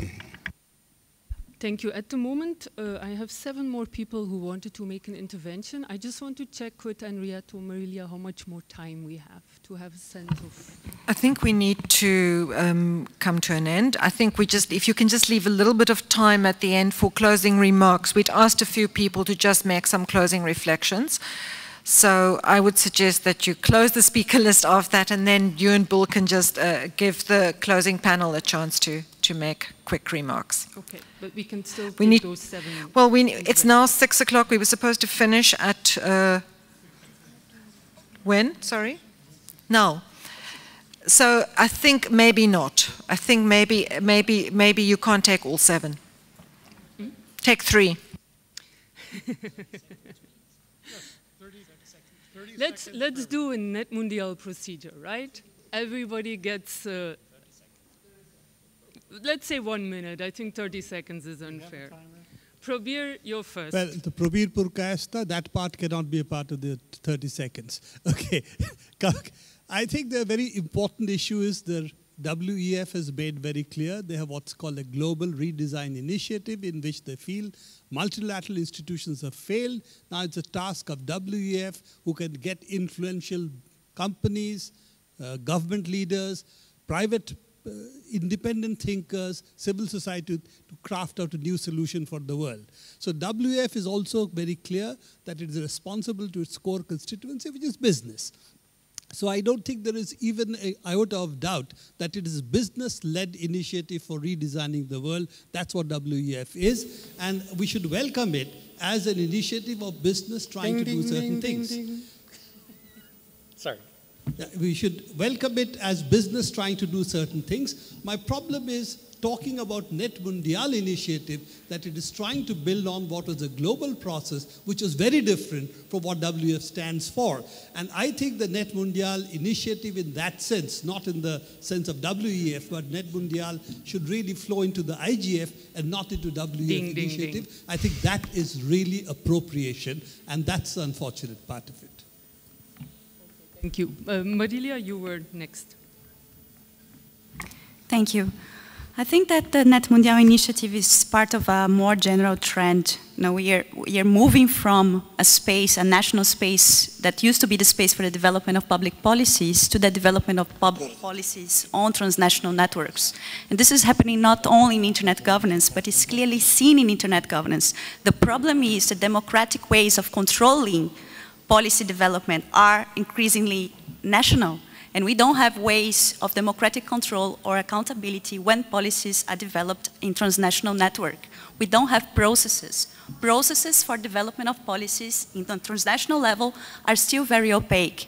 And we were talking about this morning about the importance of processes. We saw that NETmundial was mainly about developing good processes. And what is the NETmundial initiative without processes? It's a process that is prone to be captured by people that have more prominent voices to participate. And this is very natural and this is very clear. So one thing to think about the NETmundial initiative is process, how we're going to build it in a way that we embed in it mechanisms for control, transparency, and accountability. And I don't see anyone who is leading the initiative remotely concerned about that. We saw two people here this morning that were supposed to be here to talk about, with us about the NETmundial initiative. They both left without hearing anyone. So I see my government here all day. I see a couple of governments coming and going and listening. These people left. And I think that this is very important. It is very symptomatic of the dialogue that they want to build. And I think that we don't have to go to the IFS report to think about distributed models. We have been discussing distributed models for years. We have proposals coming from Wolfgang, from Mania, from many actors, and we are capacitated to think about models. We don't need to play on their chessboard. We don't need to discuss in their territory. Let's build our own proposals. Let's come to the table with things to propose. And this is the only way that this initiative can be remotely valuable, if it's transparent, if it's open for participation, and it lives up to the level that NETmundial initiative set, the NETmundial meeting set the bar, because it's not living up to NETmundial, and if we are able to come with creative proposals and not just endorse what this panel that has not been open or transparent has produced. I think there are very good ideas there, but overall there is no concern for participation or openness or transparency. I'm sorry for being a sloppy moderator here after just having committed to cutting people after 1 minute, but I actually think it's really important that these things are said, so I struggle with cutting this. And I put myself on the list, so I have a minute now as well. Can you time that, Bill? I think the really unfortunate thing is that while they used the NETmundial initiative, the NETmundial label, and appropriated that, they didn't actually start from the principles that are in this document. And all the principles about how multi-stakeholder processes should look like, at least at the outset, have already been violated. That's particularly worrying because the World Economic Forum is a forum that binds a particular set of actors together. And I agree that the most marginalized people of the world are not the ones that they are going to bring to the table in the Internet Governance Forum. For that reason, I'm also not so sure how much they are going to contribute to actually strengthening a public interest Internet. For civil society, this is really, really disconcerting also because I think in any case, what the NETmundial showed was that we struggle a little bit with this insider-outsider dichotomy. Traditionally, civil society is outside to processes. Working inside requires a different way of negotiating. And for us, there is a big tension there also because that has the risk of co-option in it. And if we then have to go to a forum like the WEF, which for a lot of my constituencies, at least, or people that I work for and whose interests I want to defend, is a completely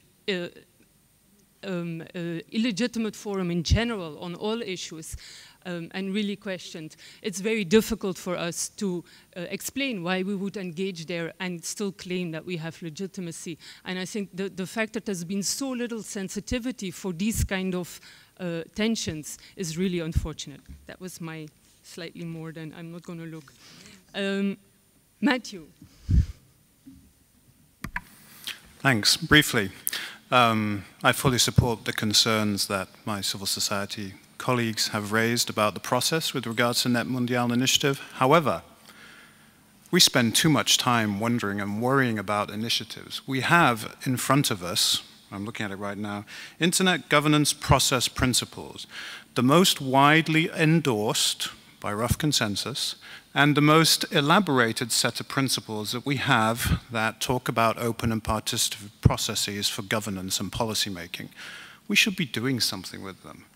We as stakeholders have that responsibility. So let's harness our efforts. Let's make sure that things like the NMI get their process principles and everything else aligned with the NETmundial principles. But let's get to work on this. Collectively, individually, our organization should be promoting the NETmundial principles instead of worrying about other things. Thanks. That was 1 minute, thank you. I have this gentleman, then is Vlada still in the room? Thank you. Okay. I'm David. Benedicto will have the last word. Thank you. Thank you. I'll be brief. I'm David Martinon. I represent the French government, as I did at NETmundial. I will just reiterate the proposal that I made this morning. I said mainly only positive things about the outcome of NETmundial.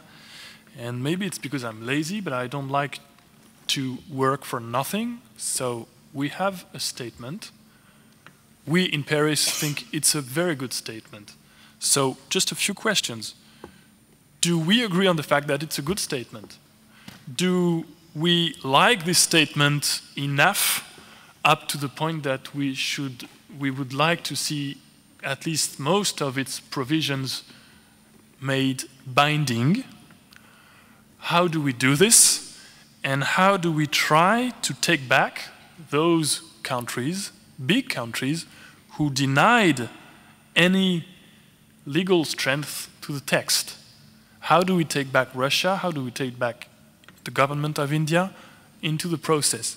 So our answer is, let's try to turn the text into a treaty to make it binding. Thank you. Flara? Thank you, Anya. Trying to look at all of this from the perspective of the IGF where we are now. So there is a whole other world out of the IGF. Taking it from the IGF perspective, the NETmundial process is something that the IGF can learn from. That should be used, we should use it to strengthen the IGF if we can do that. That means to try to reach out to more tangible outcomes. We've mentioned it a number of times. One of the reasons why governments were at NETmundial and were not, or not in this level at the IGF, is because they don't have anything as a reason to get back. If they know that there will be some tangible outcomes coming there, and if they're not at the IGF, then they have a problem back home. So that's why we need more tangible outcomes. I'm not talking about binding documents, but some kind of. Now, the IGF, we shouldn't, I think, be afraid of the other initiatives. We have a bunch of. NETmundial is just one new. We have the JIPO, we have the regional IGF, the Geneva Internet Platform. There is many other things which can help raise awareness among either regions or stakeholders, and that's fine, as long as they are not making decisions. But even if they do, IGF has a big legitimacy from the UN system. It's not enough, but it's a good advantage. And I think we should try to find a way to strengthen the IGF as we try to do within MAG, and I hope in future to learn from other processes and make them all feed into the IGF, because the IGF is the most important process. That's something we need to do. And to conclude, I hope that also the research that we are doing, the APC, FGV, Diplo, with support of IDRC, will help us outline some of the good and bad things of the NETmundial process that we might be able to introduce in the IGF in the next years. So hopefully we'll be able to do that, but we need to learn from other processes. Thank you. Thank you very much. Finally, Benedicto. Thank you. I'm Benedicto Fonseca from the Brazilian Ministry of Foreign Affairs. It's very difficult to speak about the NETmundial initiative. I personally was not in Geneva, and the reports we received today, I think, in a way, they had different tones. So I think it remains to be seen which line of work will prevail in the end. Also, as Bill Drake was saying, this is probably being recalibrated as we speak. I think if the initiative will aim to bring on more people, more resources, respecting the way we have been doing things, the consensus that have been achieved, not trying to impose any kind of external view, and I think that was the tone that was adopted by the representative of WF. I think it was a very humble tone. He was saying, we want to learn, we want to support. The other presentation was somewhat different because it was already indicating some actions that are being designed. So I think it remains to be seen, and to the extent that there will be some conceptual, some attempt to elaborate on NETmundial on a conceptual level and trying to develop understandings. I think that will be a difficulty we might face. My president, she was informed about this launch and she decided to support, but on the condition that the same characteristics that applied, if the intention is to follow up on NETmundial's legacy which is not our legacy, it's owned by all of us, the whole community, there would be a concern that it should follow the same characteristics, to be bottom-up, to be inclusive.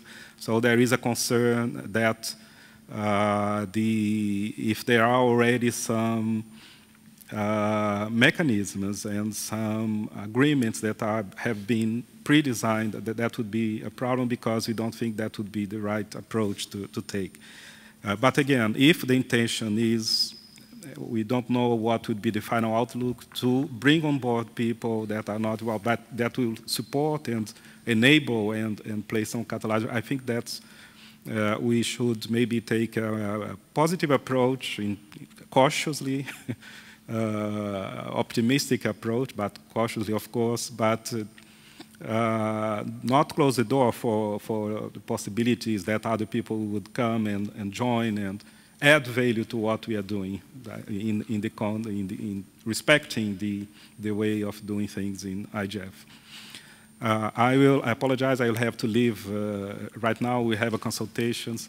I would have some very brief comment in regard to some discussions we had before, but I don't know if that is the appropriate time. Yeah. I think we should do the closing remarks now. Mm-hmm. Okay, I'd just like to say that as a diplomat, I've been participating in so many intergovernmental meetings and also here at IGF and other multi-stakeholder formats and fora, and I think it is really a pity that those two different settings do not have more dialogue. I personally have been benefiting a lot from the discussions we have, learning a lot from you, and this is, I think, increases my understanding of issues and my capacity to intervene. So I think, and this is why I have, in my initial presentation, made a point that we should look into ways in which those processes can dialogue. I think that requires mutual acceptance, mutual recognition.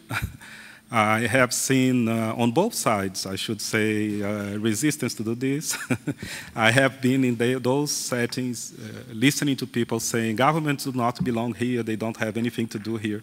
And in the intergovernmental process, I hear the same, oh, these people talk and talk, let's do our real serious job because this will... But I think there are benefits for all of us if we could, according to the vision that is conveyed by the Tunis agenda, which I think, at least in that part, is something we can accept, that there is a legitimacy of participation for each stakeholder according to different roles, responsibilities. NETmundial has made a call for this to be seen in a flexible way, which we agree. But then we should think of maybe tools that can be developed to enhance the capacity of this dialogue to take place. We have been listening about the clearinghouse. I think that's a good idea. In the context of an enhanced cooperation, we have defended the idea also we need some mapping of everything that is going on in internet governance, because I think it will help everybody if we have a clear identification of who is doing what are the different processes for, and what can be done to improve and to enhance those processes.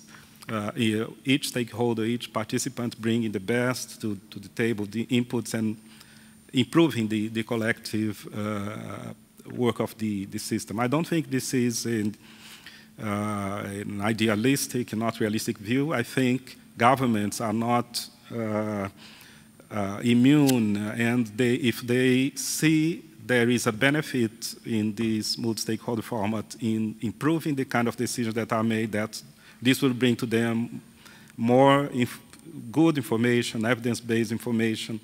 I think the resistance might decrease as time goes by. I think, as maybe a concrete suggestion in that regard, I think from the part of IGF, and we would, as a national delegation, be supportive of that, I think we could think of ways to engage in dialogue, either in New York, in Geneva, in the intergovernmental format, bringing in information that emanates from IGF, trying to feed into the process and making clear that that is coming from IGF, that kind of contribution, that kind of discussion was some things that are being discussed in intergovernmental. So I think that might help in convincing people of the utility of and the usefulness of doing this. I think that might be one, maybe a small way, but one that could help in reconciling both exercises to the benefit of the whole system. So thank you very much for the opportunity to comment. I really benefited very much from the discussions we had today. Thank you. Thank you very much. I guess I'll just wrap up the discussion session. I think one thing that Benedicto also said was, and which really struck me as very important, is part of the reason I think people are a bit perturbed about the NETmundial also has to do with the sense of ownership that all of us have over the NETmundial process. And I think the fact that so many people have been in this room the entire day, listened to these conversations, contributed to them, and I think, again, even now, though, despite the late hour, there were a lot of really constructive inputs and ideas about how to make sure that it doesn't stop and that we continue. So thank you very much, everybody, for all these inputs. And then I leave it to the organizers of the session to close. Thank you. Do you want me to do this, Bill? Go ahead, just do it. Bill Drake was going to moderate this panel, but we need to really be very brief here. We would like, Raul, you have to leave as well. So Joe and Marcus and myself and Bill Drake, I think that's left. We just want Vlada, you've made your remarks. Just very quick reflections, takeaways that we can close the session with. I think we should start with Joe Alday. Thank you, and thanks for the opportunity to participate. I think I'll just make a couple of very quick comments. The first one was, I know that WEF is normally associated with business, but we've been scratching our heads on what this initiative means as much as anyone else does, and we have criticized it for not being bottom-up, for not being sufficiently inclusive, and for not being transparent. We are willing to give it the benefit of the doubt for the next 6 months, and we'll engage to see if it can be made better, but we think the IGF principles are the way to actually organize that as well. In terms of, a lot has been made about, the IGF would benefit from more outcomes. We don't disagree. Our caveat is we don't think it's a unitary outcome. So the outcome has to be appropriate to the issue, the maturity of the issue, and the nature of the issue. And it's capacity building, it's a best practice, it's a document that captures the conversations, it's any of a number of things, and we shouldn't limit our imagination. And we should actually try innovative solutions, because there are things we probably haven't thought of that would be appropriate to use here. And the last thing is, the IGF lives in a context of many other things and many other organizations, and it can't be everything and do everything. And so some public policy things may be the realm of government to act on what they need to do. Some things may be appropriate for the IGF. There might be some things that are appropriate for the NETmundial initiative or whatever its name might be in the future. So, we think there's enough work to go around for everybody, and we just need to be productive. And I think someone talked about let's get on with it and not focus on it. And the last caution would be, let us not let the NETmundial initiative be a distraction during this meeting that keeps us from doing the work that is necessary to improve us. Thanks. Carlos Afonso, do you have anything to add? Anything, a quick closing remark to add? Marcus, do you have anything to add? I have a 30-second takeaway, cautiously positive towards the WEF NETmundial initiative. I strongly agree with Joe that there's no one-size-fits-all output from the IGF. There are different issues and they need to be dealt with differently. And the last takeaway is what, like Wolfgang, let's take it from Brazil to Brazil and work towards the IGF 2015 in Brazil, building on NETmundial. Thanks for that. Bill Drake? My point would simply be to say, no matter how we feel about the process that was used to set up this NETmundial initiative and the way in which information was managed and all the rest of it, if they're going to try to do something, let's try to make it open and inclusive and make sure that they recalibrate in accordance with the input that they're getting from us.